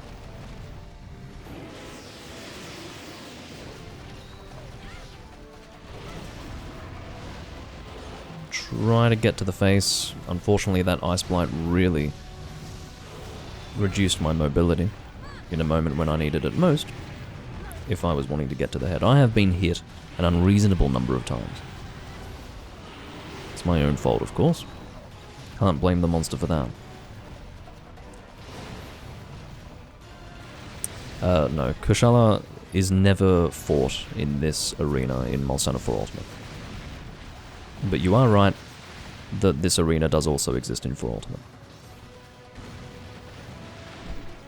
Oh no, I think you might be right. I think it's Rusted Kushala Daora that you fight here. I think you are right. Yes, it's Rusted that you fight here. Which I had forgotten because I don't often fight Rusted in that game. Yeah. I had forgotten about that. It's been a long time since I've done that. But yes, there is footage of me doing that as well, interestingly enough. I think probably it was either the first or the second For Ultimate recording I ever did on my channel. But it wasn't a live stream.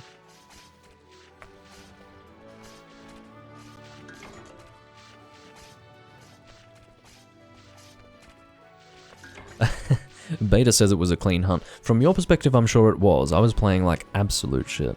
But perhaps I was a bit too distracted by my beer. And by the sound of my apartment being blown away by the wind. Doomlink reaching for explanations and excuses. That's me.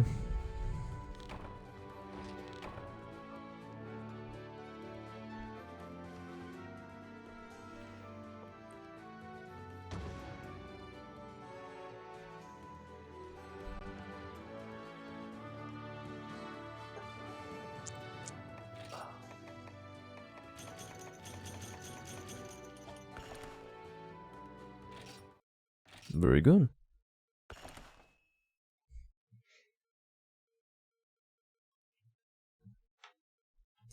But yeah, I apologize for not being able to continue with Monster Hunter Tri. For those of you who were watching at that time, I don't think you have to wonder why I couldn't continue playing there. But I do apologize nonetheless. Alright, let's see what we've got next. It is Jamaran. Looks like we are going to be experiencing Jamaran in this recording after all.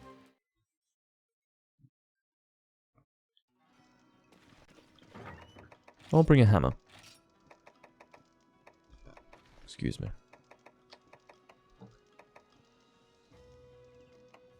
There we go. Again, Knockout King against this monster is a little bit daft, but we're doing it anyway.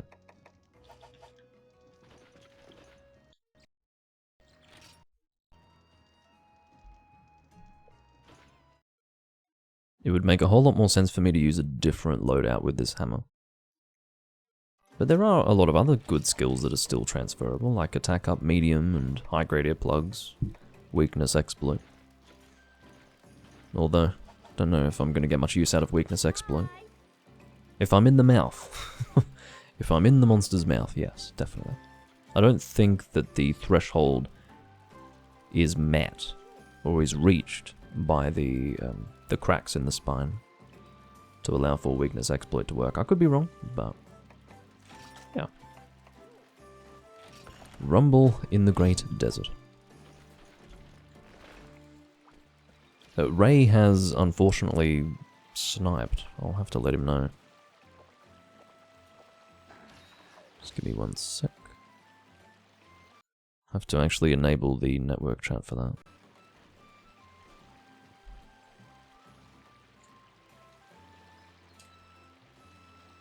I'm letting him know that the room is full. I'm not sure, P-Berry.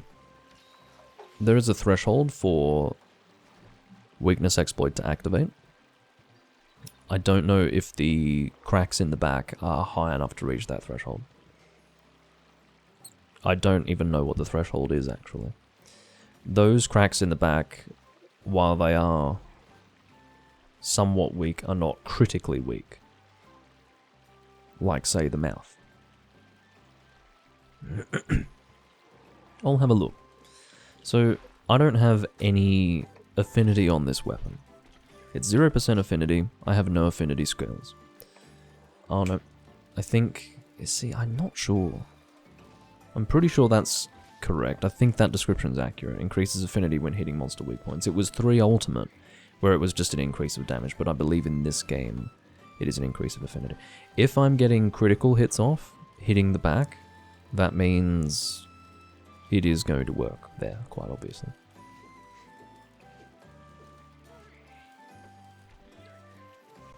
Yeah, comparatively you're right. The back, I think, is a better hit zone than the arms. Let's have a look at the hit zones now.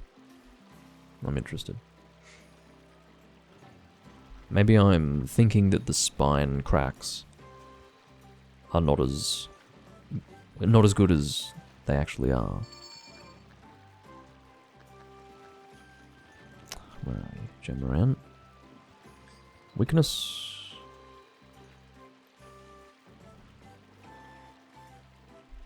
Oh no, that is definitely going to reach the threshold. Wow. So... yeah, that's extraordinary. That's definitely going to reach the threshold. I did not realize that that was such a strong weak point. Okay. Well, the more you know. Just for clarification, if you're familiar with these numbers, impact damage is sitting at 78 on what is described as the weakened fin, which on the map looks like that. So, and then the mouth is 80 for impact damage, 90 for cutting. So impact is actually better for hitting the back than it is for anything else. But yeah, wow.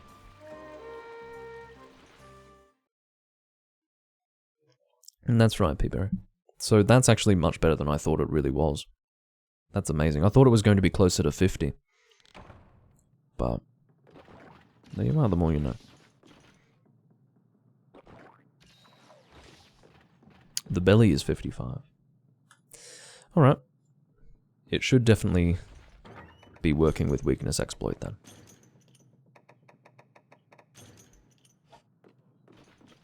Oh god, I can't move properly. Up you go. Let me get that chat off the screen.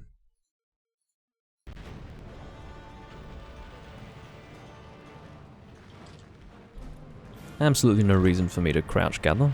That's just a habit of mine, I suppose. I forgot to sit in the hot spring water. I was a bit distracted, clearly. I'm not actually going to use a max potion. I will, however, recover my stamina, because that's something that is going to deplete over time.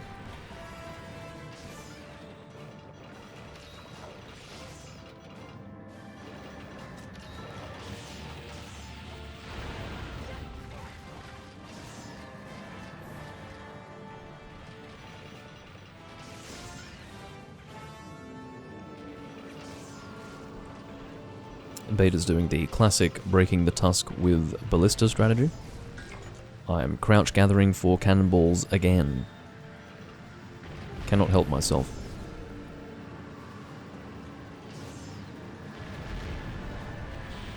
Yeah, that's a solid question. I don't know if it's...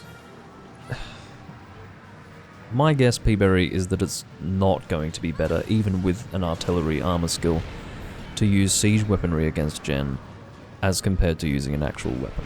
That's the way I look at it. Oh, those guys are having a bad day.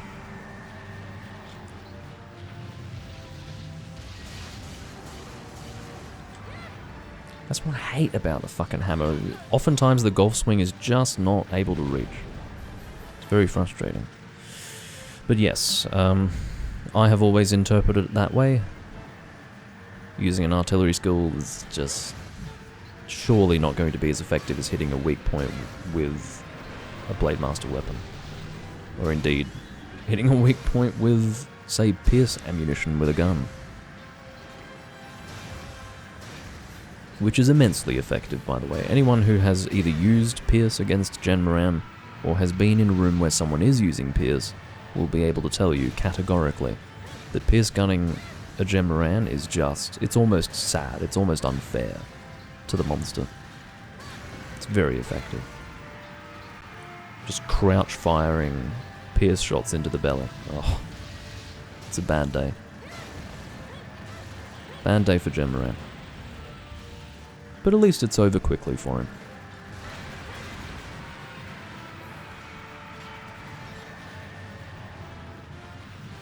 Oh yes, it would definitely be very good for breaking the tusks.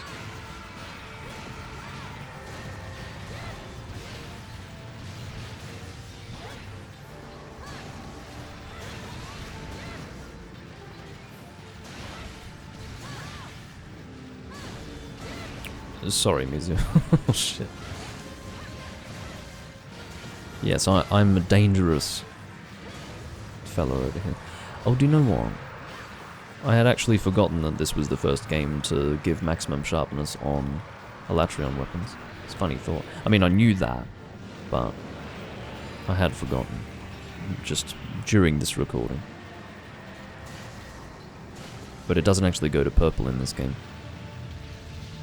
Which is a good thing, I might add. It is a very good thing that they didn't do that.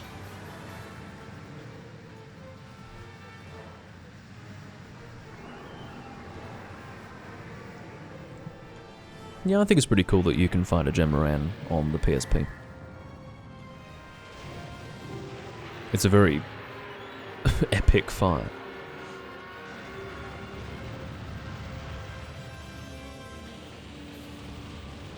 Just the way they were able to port this experience into the PSP without it running like shit.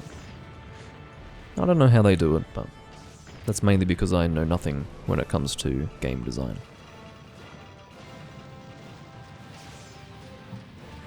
Or game development, I should say. The hunting gong is ready for use.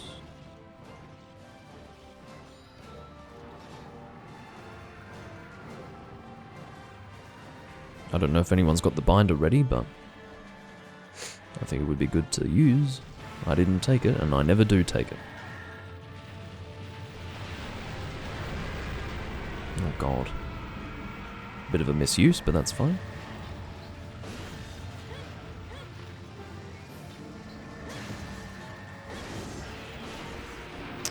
Now, because I bounced there, I may actually end up getting hit by these tusks. Yeah. I made the mistake of aligning myself with a spot where I would be thrown off the boat, whilst not actually moving fast enough to get out of the way of the damn tusks. That literally only happened because I bounced at the end there. Caused me to be stuck in one place. It's a bit unfortunate. Interestingly, Peaberry, I believe that in Try, they are locked to a 180-degree angle in the direction that they're facing. In this game, they do turn 360 degrees.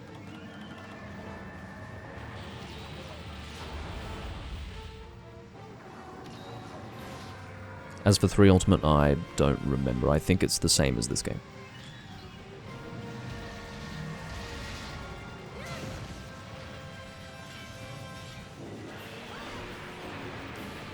Yeah, when I talk about the things that I forget about with each iteration of the game, Peaberry, that's the sort of thing that I mean. There's so many little details. Some of them you will remember, others you will not. It's just what it is.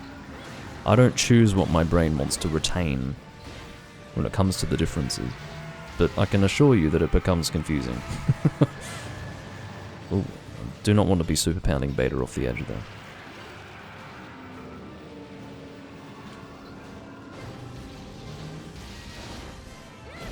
Oh, I also don't want to be flinching him out of that attack.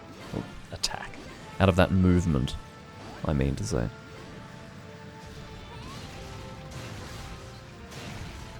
I'm not going to do the golf swing.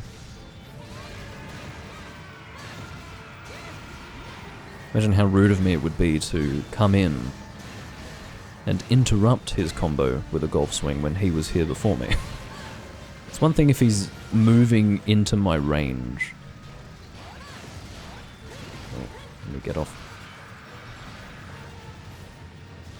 I'll stand on the face here. Oh, he's moving the back tail. I just said the back tail. As if he's got a front tail.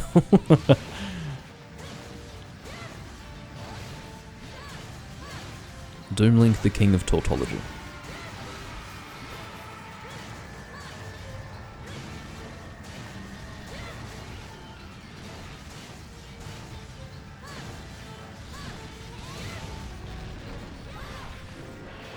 I will actually sharpen up.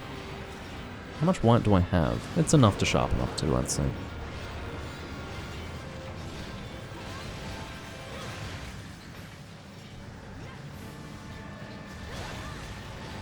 Oh no.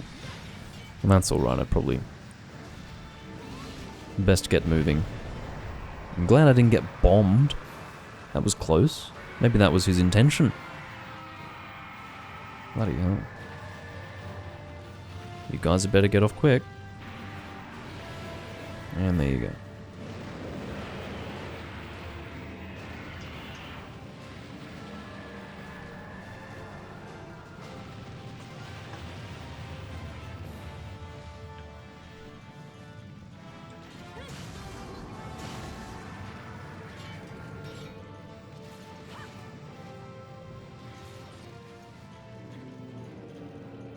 It's a little bit hard for me to keep track of how long I should have this live stream be.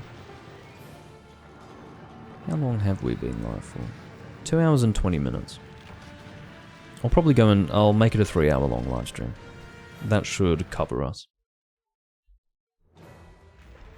I say that because we have a lot of downtime that I will be cutting out for the VOD. So, yeah.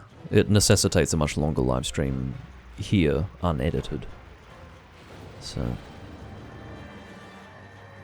works for me. Another 40 minutes.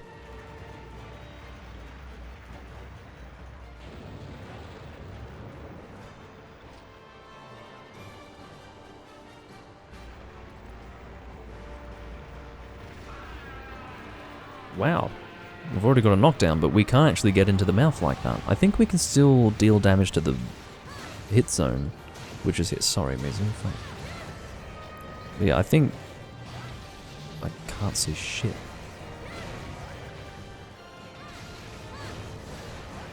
Yeah, see, I think this is the hit zone here. Right in this specific spot.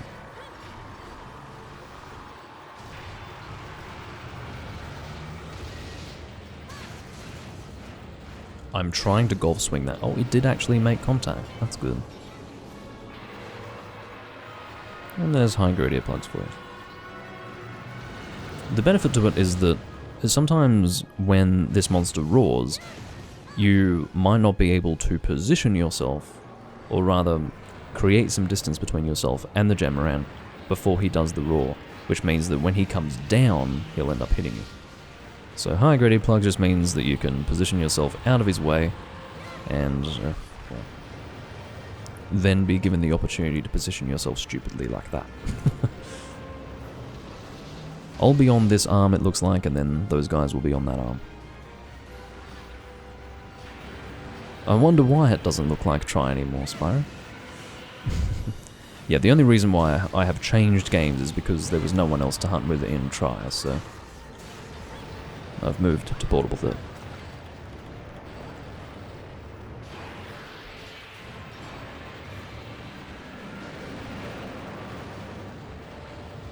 See, I don't know if that comment you made was sarcastic or not. If it wasn't sarcastic, then that would be quite funny, because that would mean that you thought I had modded the game so much that it was pretty much the same as Portable Third. Yeah, no, could you imagine?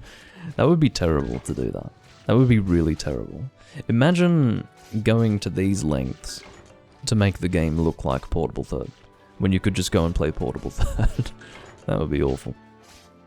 I know, some people are dedicated to making their games look really ugly. I've seen it. Especially on Portable Third. When it comes to the 3rd gen games, definitely this one. This is the one, like the one I'm playing now, Portable Third, is the game where people will go out of their way to make their game look as ugly as a person could possibly conceive of. You know, I've seen like acid green color hot spring water. Why? I don't know. But apparently that's cool.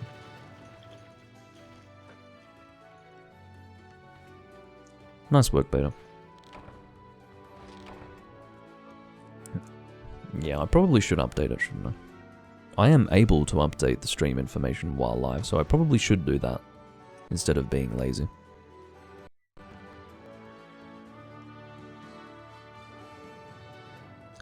Edit stream info.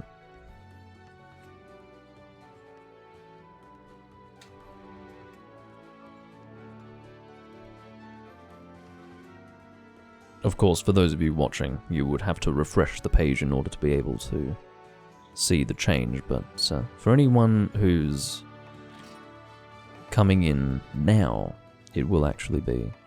I like how I didn't know where to look when I looked at the camera. I was like... I actually looked at my beer before I looked at you guys. Anyway, I got an Earth Dragon gem as well, which is pretty cool. Of course, it's when you don't need the rare materials that you start to get a whole lot of them.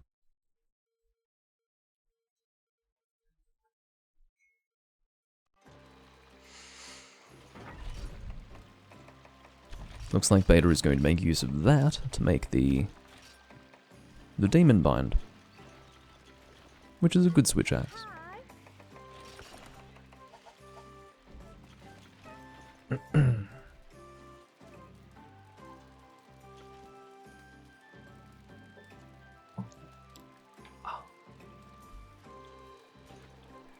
Let's see what quest we're going to do next.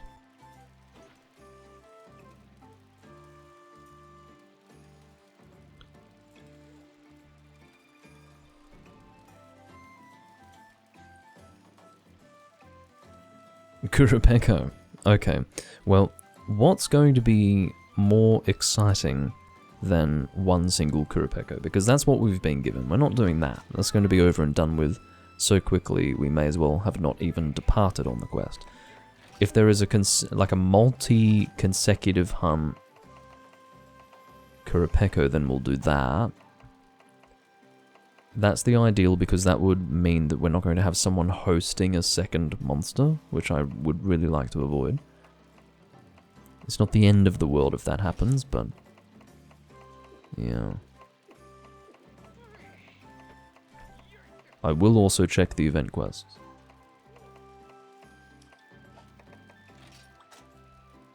If there is no such quest, what I will do is I will choose Crimson Kurapeko, because that's at least more interesting. While Kurapeko features in 3 Monster Hunter games, sounded like I had a lisp there. While Kurapeko features in 3 different Monster Hunter games, Crimson Kurapeko features in only 2. So, I'd rather do Crimson.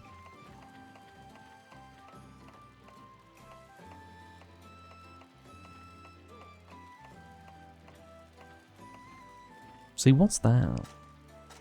What is that quest? Why is there a single Kurapeko event quest? Oh, I remember that one. That's Mini Crimson. Maybe that's standard Mini Kurapeko. I don't know.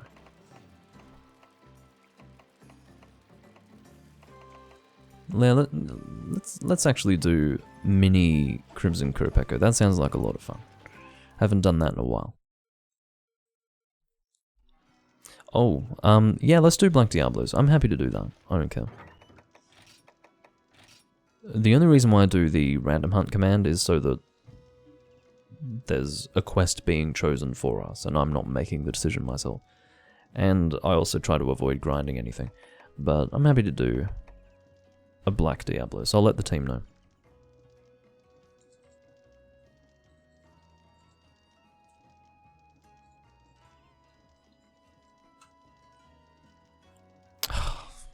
I attempted to let the team know, but I'm not in the hall, so that command doesn't work. Okay. Diablos, I don't know what to use to make that fun. I hate Diablos. I might bring a switch axe, seeing as though we've been discussing switch axe.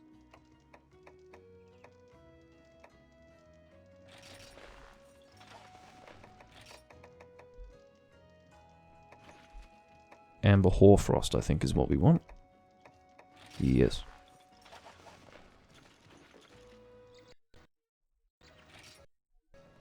One of the issues with this game, and I have reason to suspect that Tri is better when it comes to this, is that you really don't have many weapons to choose from. You can usually get all the elements for a specific weapon type, and they're usually all fine, but when it comes to the statuses, not really. When it comes to the bows, it's actually impossible in this game to get all elements and all statuses for all arrow types. You can't even do it. That's pretty bad. You can say that's just an oversight for the bows, but I think while it doesn't quite end up being that bad for other weapon types. It's not that much better sometimes. Like, if your only paralysis option is some crap that's barely usable in high rank, why would I use that, you know? In any situation. Except to maybe just have a little bit of fun. Okay, let's look for Black Diablo. So I'm happy to do a double.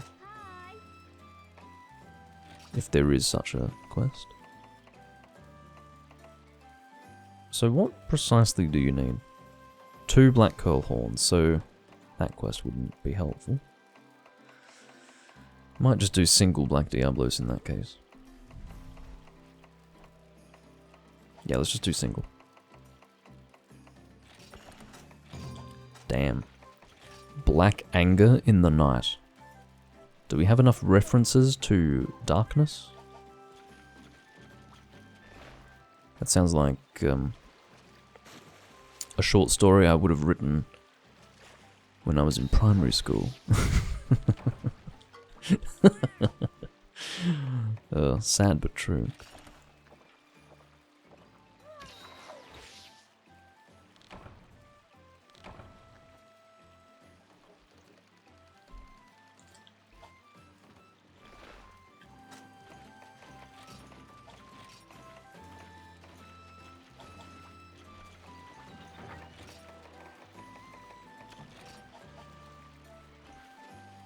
No, I think even in primary school I had a pretty good idea of, you know, too many references to darkness and evil and shadow being a bit cheesy.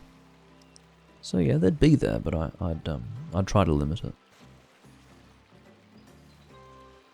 Whereas whoever wrote the weapon names for the Nagakuga weapons in Freedom Unite, they had no such.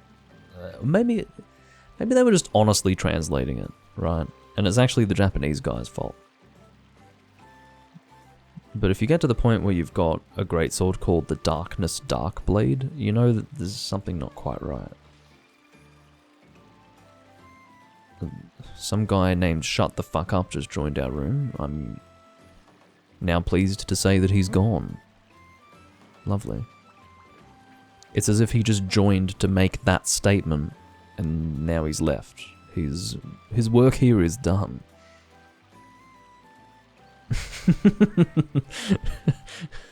Peaberry says that guy's name is aggressive. It is pretty aggressive. I mean, imagine that. You're just going about your day, having fun, playing Portable Third, and then all of a sudden, someone's yelling at you to shut the fuck up, just in their character name. Well, I wish that guy a lovely day going forward.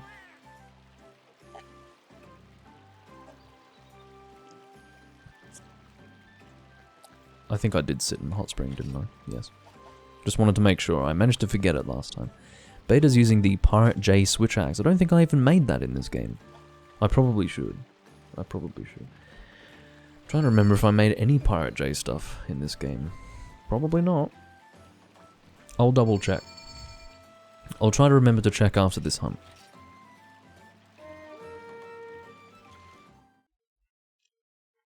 Yeah, so that hunting horn is one of the good ones to use in this game. It's sort of a general use hunting horn that's very effective. Okay, I probably should use hunting horn in the next quest as well, just to... It would have been an option for this quest as well, it's just that I totally forgot about its existence, which is one of the only reasons why I never use hunting horn. You may assume that I just don't like the weapon type. It could be said that hunting horn is low on my list of preferences, but it's mainly because I don't even consider it as an option in my mind that I almost never use it. That's the only reason. If someone every single quest, or before every single quest, offered that as an option to me, I'd be using it in every single live stream. But my infrequent use of hunting horn is so profound that sometimes, like, I could go maybe 10 live streams without even using it once. And it's only because I keep forgetting that it actually exists. So, there you are. What I might do... Yeah, I can see we're aiming for the head as much as possible, which is good.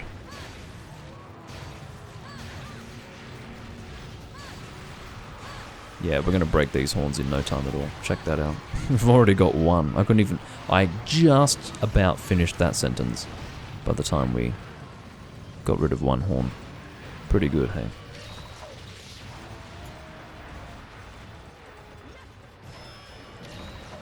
Yeah, we've already got the monster enraged, so no sonic bombs for us.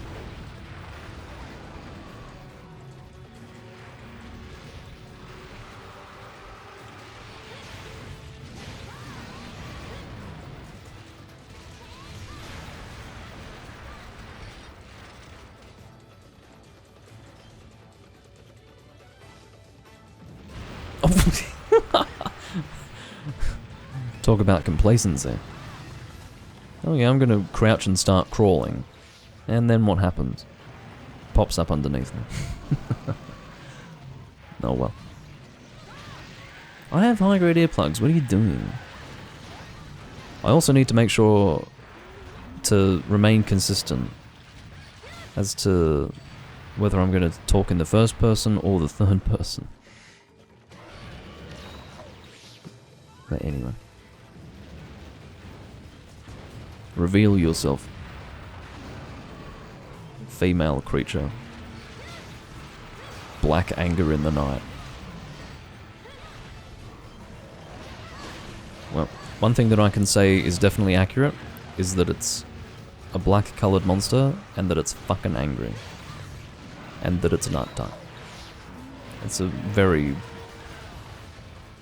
descriptive and accurate name for the quest, now that I think about it. It's definitely better, however, than the standard Diablo's quest name. So, we've been sitting here. I will actually mention, before I continue, that both horns are broken. That was taken care of very quickly. Excellent work from the team. So, we've been making fun of the quest name, Black Anger in the Night. Do you know what standard Diablos is?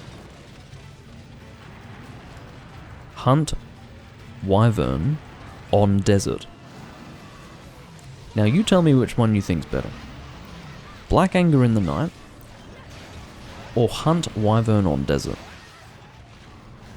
I think there might be an additional conjunction in there. I think it's Hunt the wyvern on desert. So Black Anger in the Night, Hunt the wyvern on desert. Which one do you think is more descriptive? I think they fucking nailed the quest name for this one. I should obviously mention that it's a fan translation. This is not an official translation from anyone who was in the employ of Capcom. So...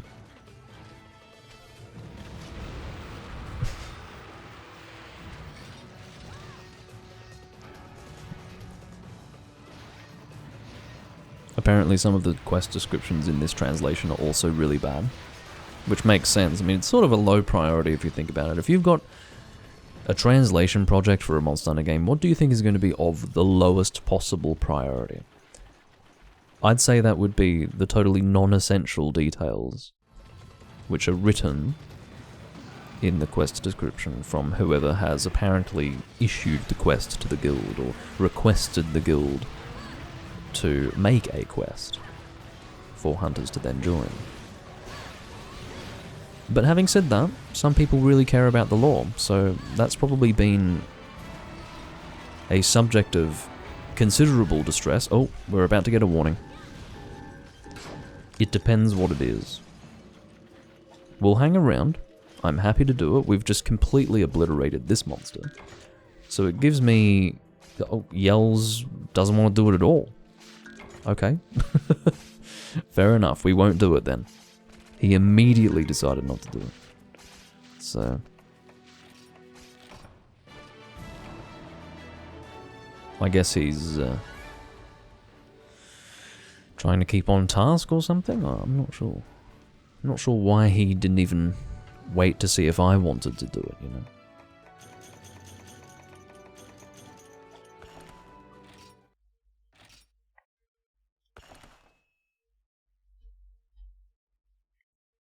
But yeah, we killed that one so fast that I thought it might be a bit of fun to do a warning, but that's alright. Excuse me. I've been belching in a thoroughly unseemly manner throughout the last 30 minutes of this live stream, and I do apologise for it. Blame this thing. Alright.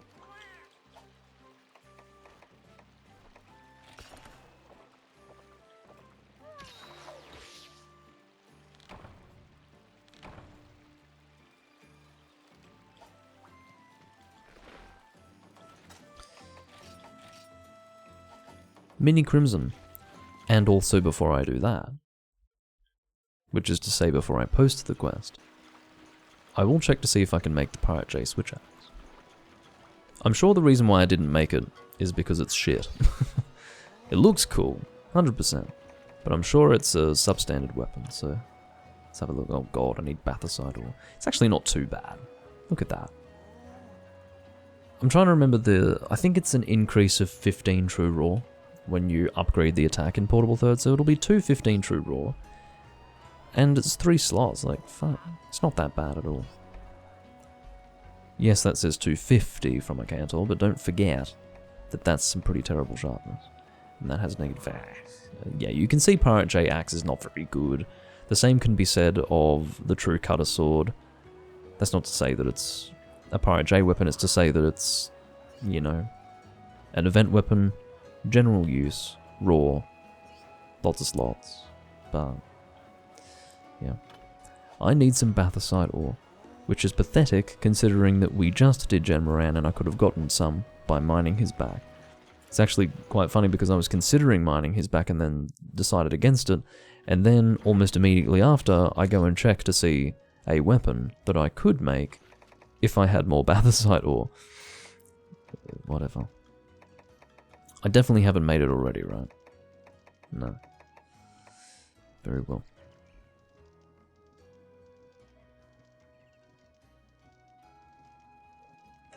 Yeah, I think the warning system is really good.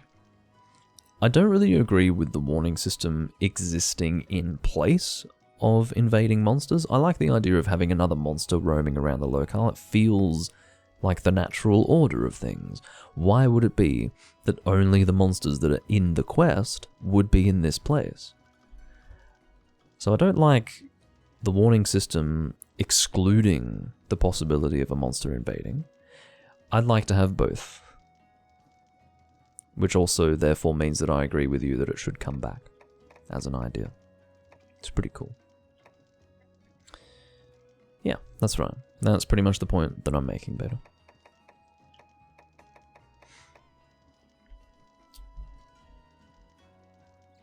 What am I going to bring for mini Kurapeko? Something that is not going to disrupt my teammates too much, but also something that's not going to have me on my hands and knees for the entirety of the hunt.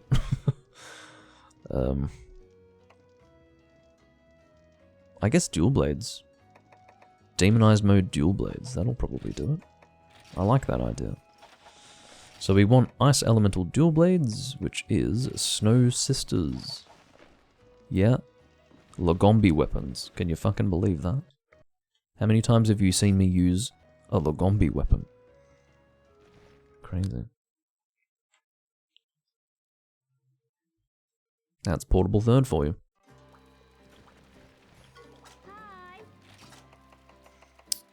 Mini can't speak English. Mini Crimson Kurapeko. It is actually a jump quest. Among the events, I have already sat in the water. That's why I checked. I had a memory of me doing that. If you wonder how I'm able to do it without thinking, it's because you just do it as muscle memory. And then it's possible for you to depart on a quest without doing it because you were distracted sufficiently by something else going on to not have done it, and you didn't remember whether or not you had done it because usually you do it without thinking. So that's how that works. I'm going to visit the bathroom briefly, and I will be back with you, hopefully with a full team ready to depart.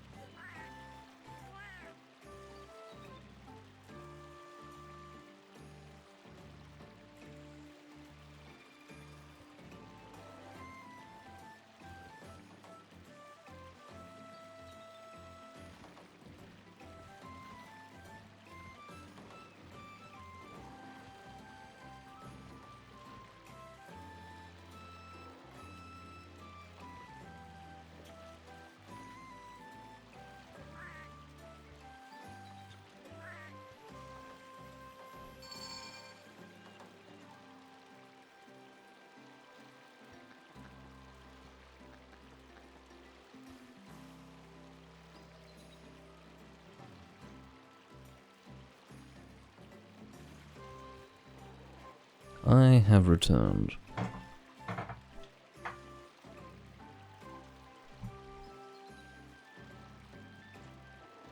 I may as well do friendship points. Haven't done it in a while.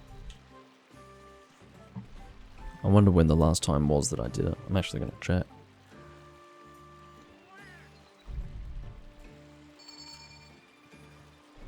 When was the last time I did friendship points? It was in September of 2023.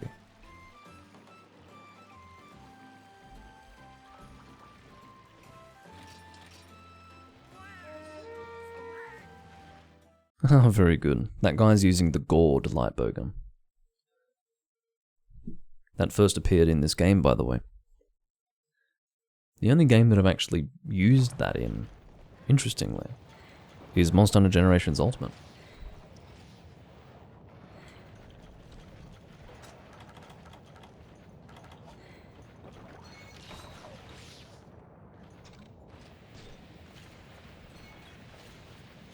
Okay. Mizu is engaging the monster in Area 6.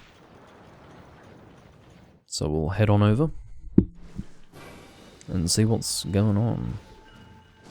Here we are. Mini Crimson Kurapeka. This quest is also in 3 Ultimate.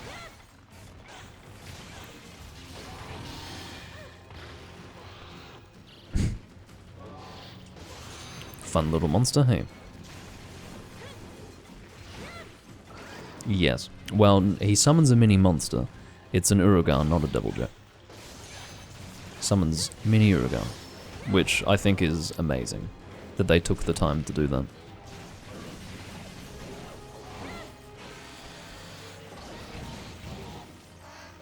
Yeah, it's adorable. Alright, he's gonna pop up right here. Oh no, he's popping up over there. There he is. We are giants.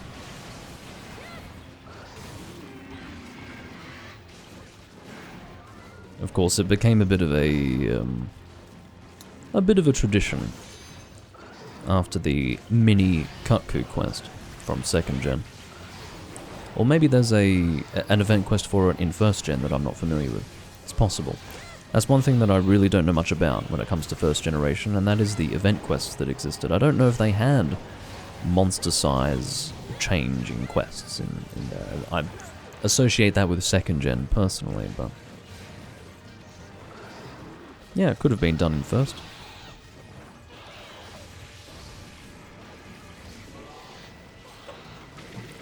I almost got vomited on.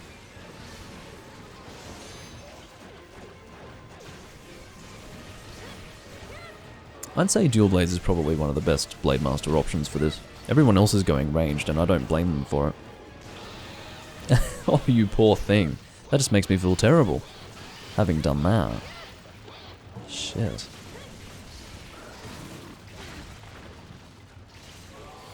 Still packs a punch, though.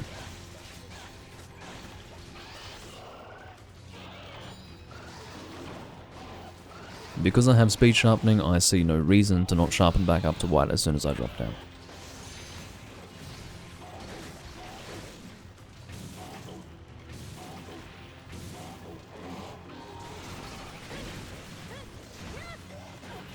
Ow. Can you believe... I want you to rewatch that footage. If you're not watching this live, go back 10 seconds and rewatch that shit. Watch where I was standing in relation to the Kurapeko, and then realize that I got affected by wind pressure. That's ridiculous. That just looks so dramatic. The monster's flying, and I'm attacking the monster at eye level, and then it just hits the ground. Ugh. Love it.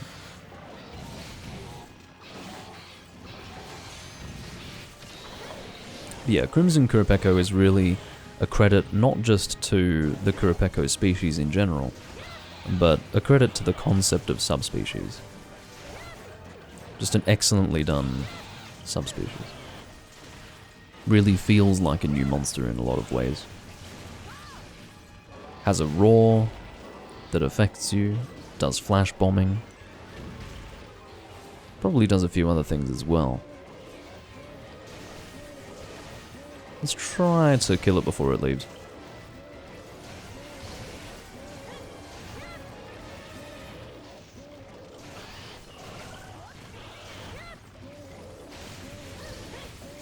The thing with the small monsters is that when they limp out of an area,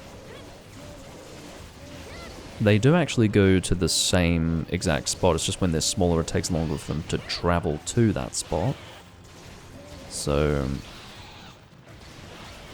usually they fail to escape. That's one way to add insult to injury. Beta just fucking bashed the dying Kurapeko with her bowgun. With her gourd. Far out. Poor tiny dude. That is definitely... definitely the way I feel about it. Just carry it in your pocket instead of carving it. I don't know. You've just suggested that I carry the lifeless carrion of a ferocious monster in my pocket, so I'm not sure about that suggestion.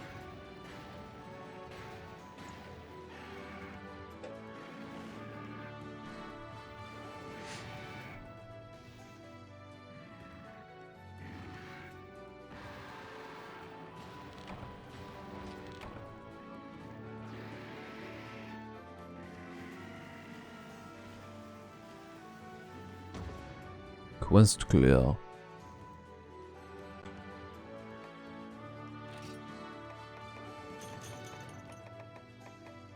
Legend J ticket. Must relate to Pirate J in some way. I've done this quest before though. Have I not? How have I not done this quest before? That's weird. Okay.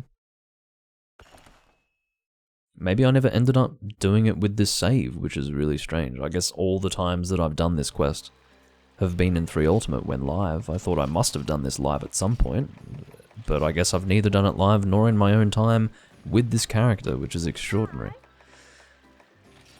Okay.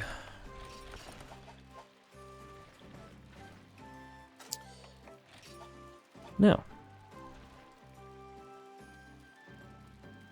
Oh, that's normal, Peaberry. That's not, anything to be concerned about.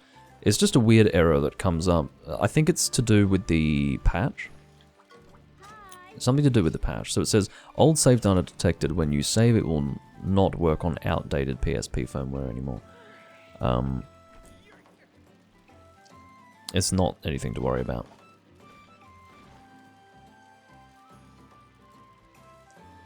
Possibly, if you were to take this save, put it onto an old PSP that had firmware that was not literally the latest for PlayStation Portable, maybe the save wouldn't work quite well.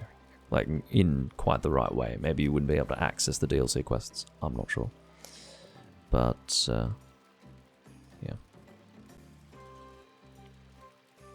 We had more friendship points in bot commands, apparently. Let's see what quest we do next.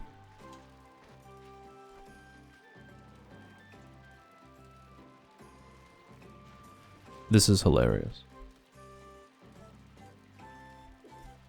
I did the random hunt command, and we got exactly the quest that we just did. Previously, we got just Kurapeka on his own, and I decided, well, that's pretty boring. So let's do this quest instead, and then I do the random hunt command, and this is what we get. So, yeah. The odds are very low, is what I would say. Could someone... Well, Yells will do so. Yes.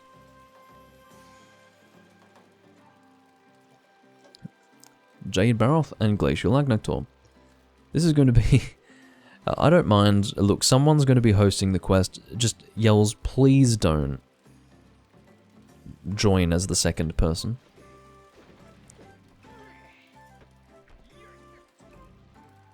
I'm letting him know in the chat in case he's not watching the live stream.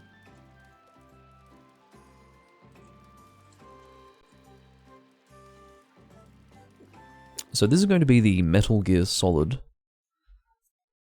event quest.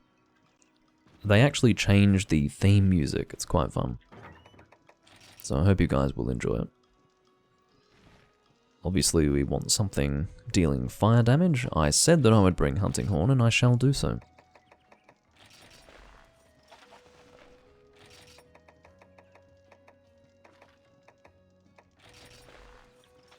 Brandonian.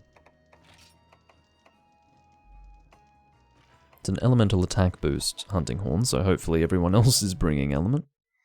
I guess we'll find out. Solid and liquid, yeah.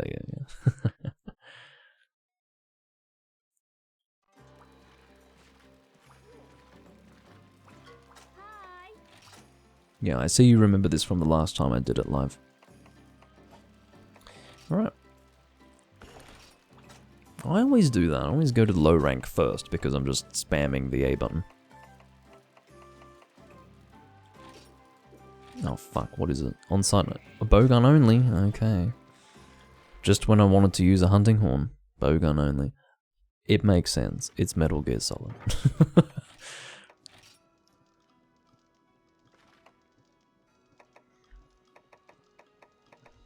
What should I bring? Crag KO? No, I couldn't be bothered bringing all those combination materials. You think I've got fucking time for that? Like, I don't play like that anymore. It's not 2011. I haven't got the wherewithal. All right.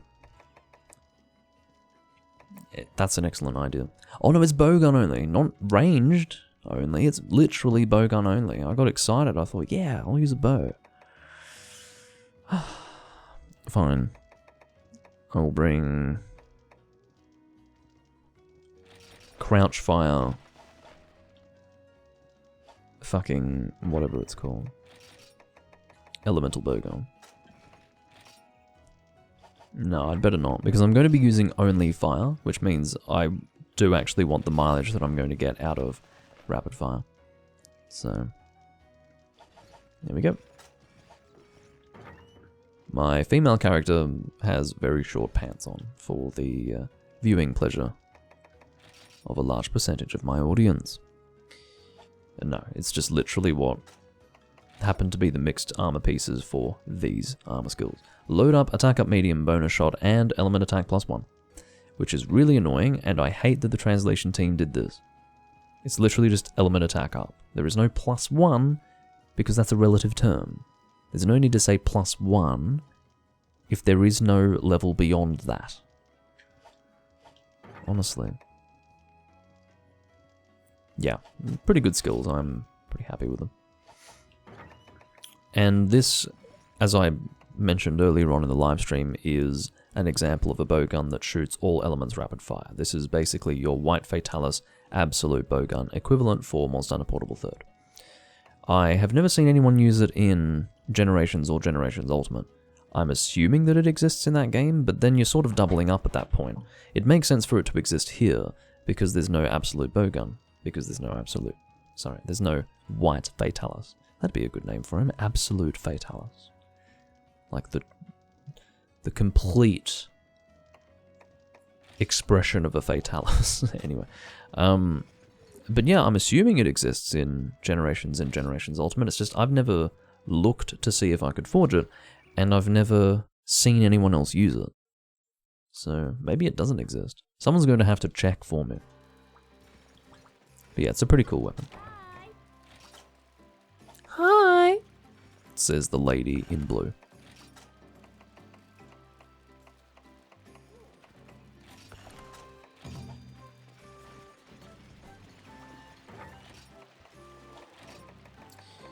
Quite obviously, I shall be bringing combination materials for fire shots. And what else can I shoot with this thing? What I might do is check secondary elemental weaknesses, because at this point, I'm not going to have enough fire shots, unless we're a really good team, which I think we are. I think I might just double check for good measure. So, Glacial Agnator might still be weak to dragon, but I don't think this thing can shoot dragon, so that's not really helpful anyway. Glacial Agnator, secondary weakness?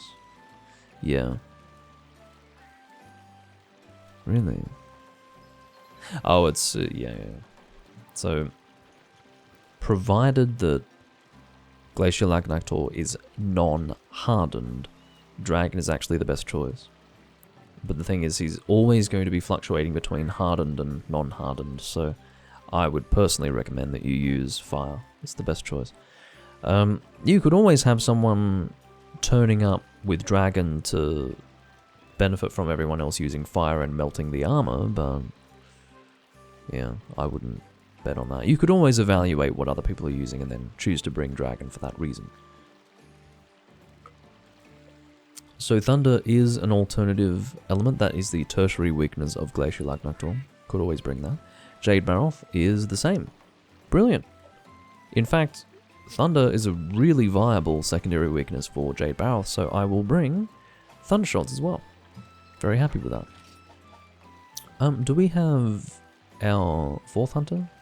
Mizu? Is it Mizu? Is that his name? I keep forgetting that. Or is it Miru? I think it's Miru. It is Mizu. I'm fucking stupid. I can't read. Neither can I comprehend the meaning of the word, which is water. Oh, P-Berry, I do know that the absolute bowgun exists in that game. My question was if the Amatsu bowgun existed in that game. What I was trying to say was that in a game where the White Fatalis-like bowgun exists, I had no reason to make the Amatsu bowgun. So I wonder if it actually was in that game. I never see people use it. Well, Beta, I can tell you, You shouldn't worry too much about it, because Thunder is actually a pretty good choice. I'm happy with it.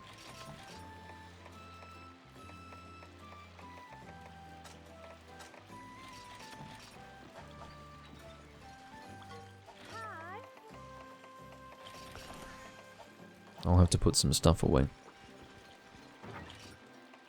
I don't even have any space, and I have no combination books. What's going on? Fuck's sake.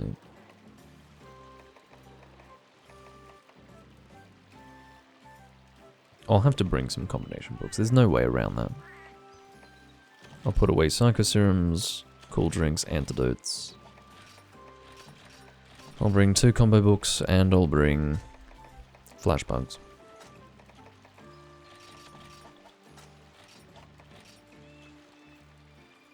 Pressing all the wrong buttons to sort this, apparently. Come on. There we go. There we are.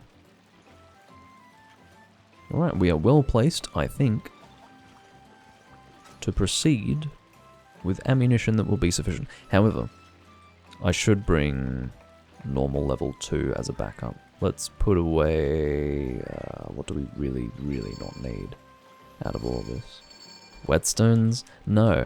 I'm going to put away pickaxes because I'm going to forget to put the whetstones back in. I would rather be in a situation where I didn't have pickaxes when I needed them than to be in a situation where I need whetstones and then I don't have them. Wicked needle? I don't know. Is it a light? Well, that would be a good description of it. Look at it. It's a very thin, sharp-looking bowgun. So if it's a light bowgun that... Oh, for fuck's sake, I haven't sat in the water again. If it's a light bowgun made with Amatsu materials, that's probably what it is. I didn't even bring... How shocking is that? I made a space for normal level 2, and then I didn't even put it in my inventory.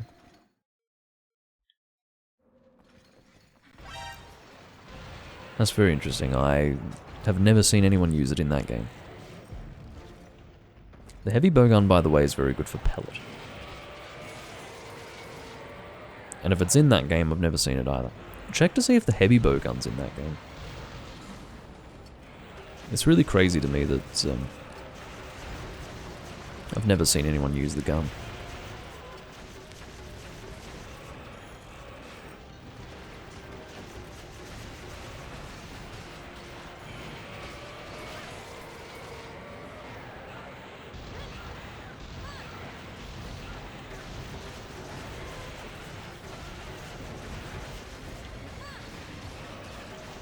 Full gunning team. Metal Gear style.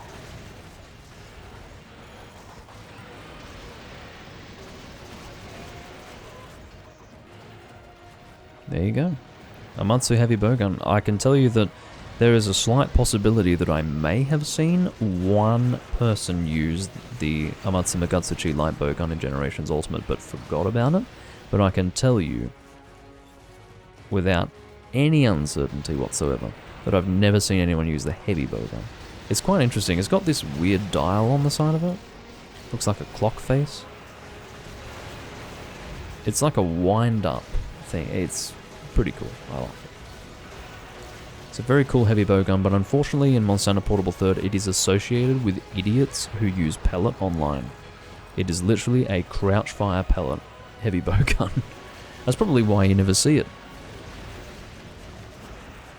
It's kind of like how you don't really see people use the Abyssal Lagiocruz heavy bowgun online in 3 Ultimate. It's really just a pellet loadout. A pellet weapon, I should say.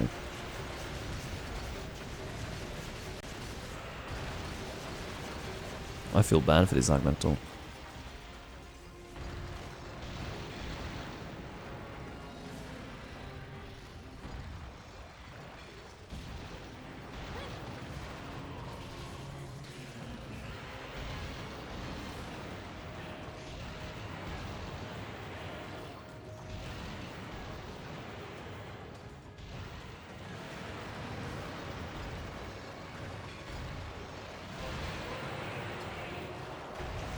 I don't know what the association is between a timepiece and a Matsuma Gatsuchi, but anyway.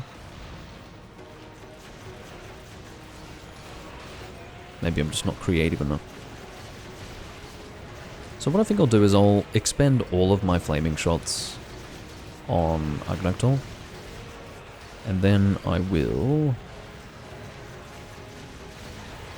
what I'm guessing is that he will... yeah, he has died in that time. This is very good. Didn't even need my secondary shot type for him now.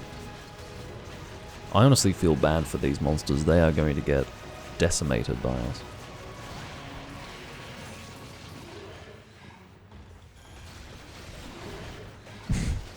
You can't even attack me, you're too busy being flinched by my teammates. Perhaps I shouldn't have provoked him.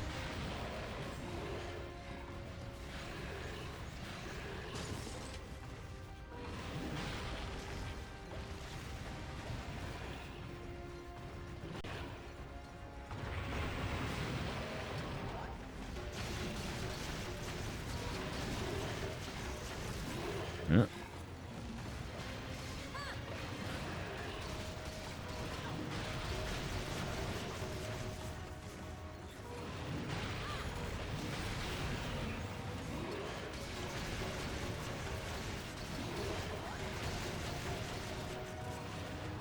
I'm starting to wonder, like, I probably won't even need thunder shots. I would just need all of my combination materials for flaming shots, and yeah, I really could have just gotten away with flaming only. I should mention that I wouldn't have had enough if I went crouch fire element, but for rapid fire, absolutely. Absolutely. You naturally shoot much slower if you're having to wait for multiple shots to come out, so. Your attacks per second, not damage per second, but attacks per second is going to be much lower with rapid fire.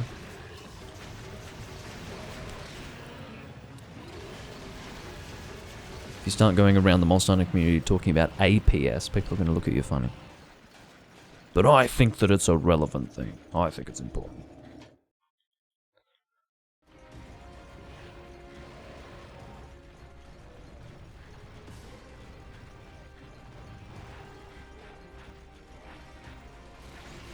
At this rate, I might not even need to combine for flaming shots at all. Poor bastard. If anyone needs Dragon Bone relics, we probably should wait to let him go into the secret area, but anyway. Yeah, let's just let him go there in case someone needs Dragon Bone relics.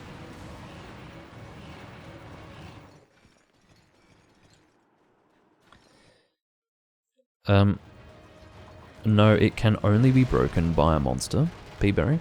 Now, there's an interesting story about this little thing here. This can actually be destroyed by a monster in Monster Hunter Tri that is not specifically trying to destroy it. If you stand here, the monster attacking will destroy it.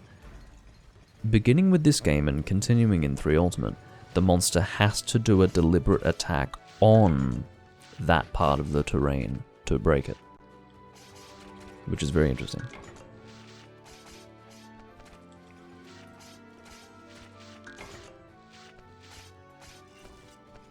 Maybe only certain monsters can break it. I know Deviljho can break that without doing his specific shoulder charge attack. I've watched him do it in Tri, but yeah.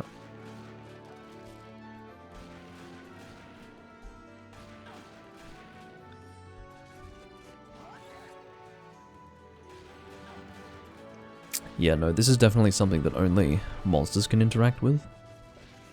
The player cannot break that.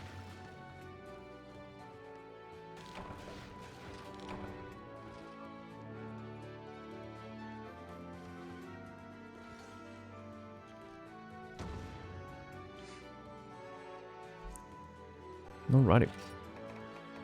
So for that, we got Confidential Box. I don't actually know what that makes. But, yeah. I reckon that is going to conclude the live stream. I do thank you all for watching. Unfortunately, I couldn't try all the way through, but hopefully this still remained sufficiently entertaining. I will see you all when I'm next recording Monster Hunter or anything else that I happen to go live in on my channel in the coming days. And I shall bid you all farewell for now. Bye bye.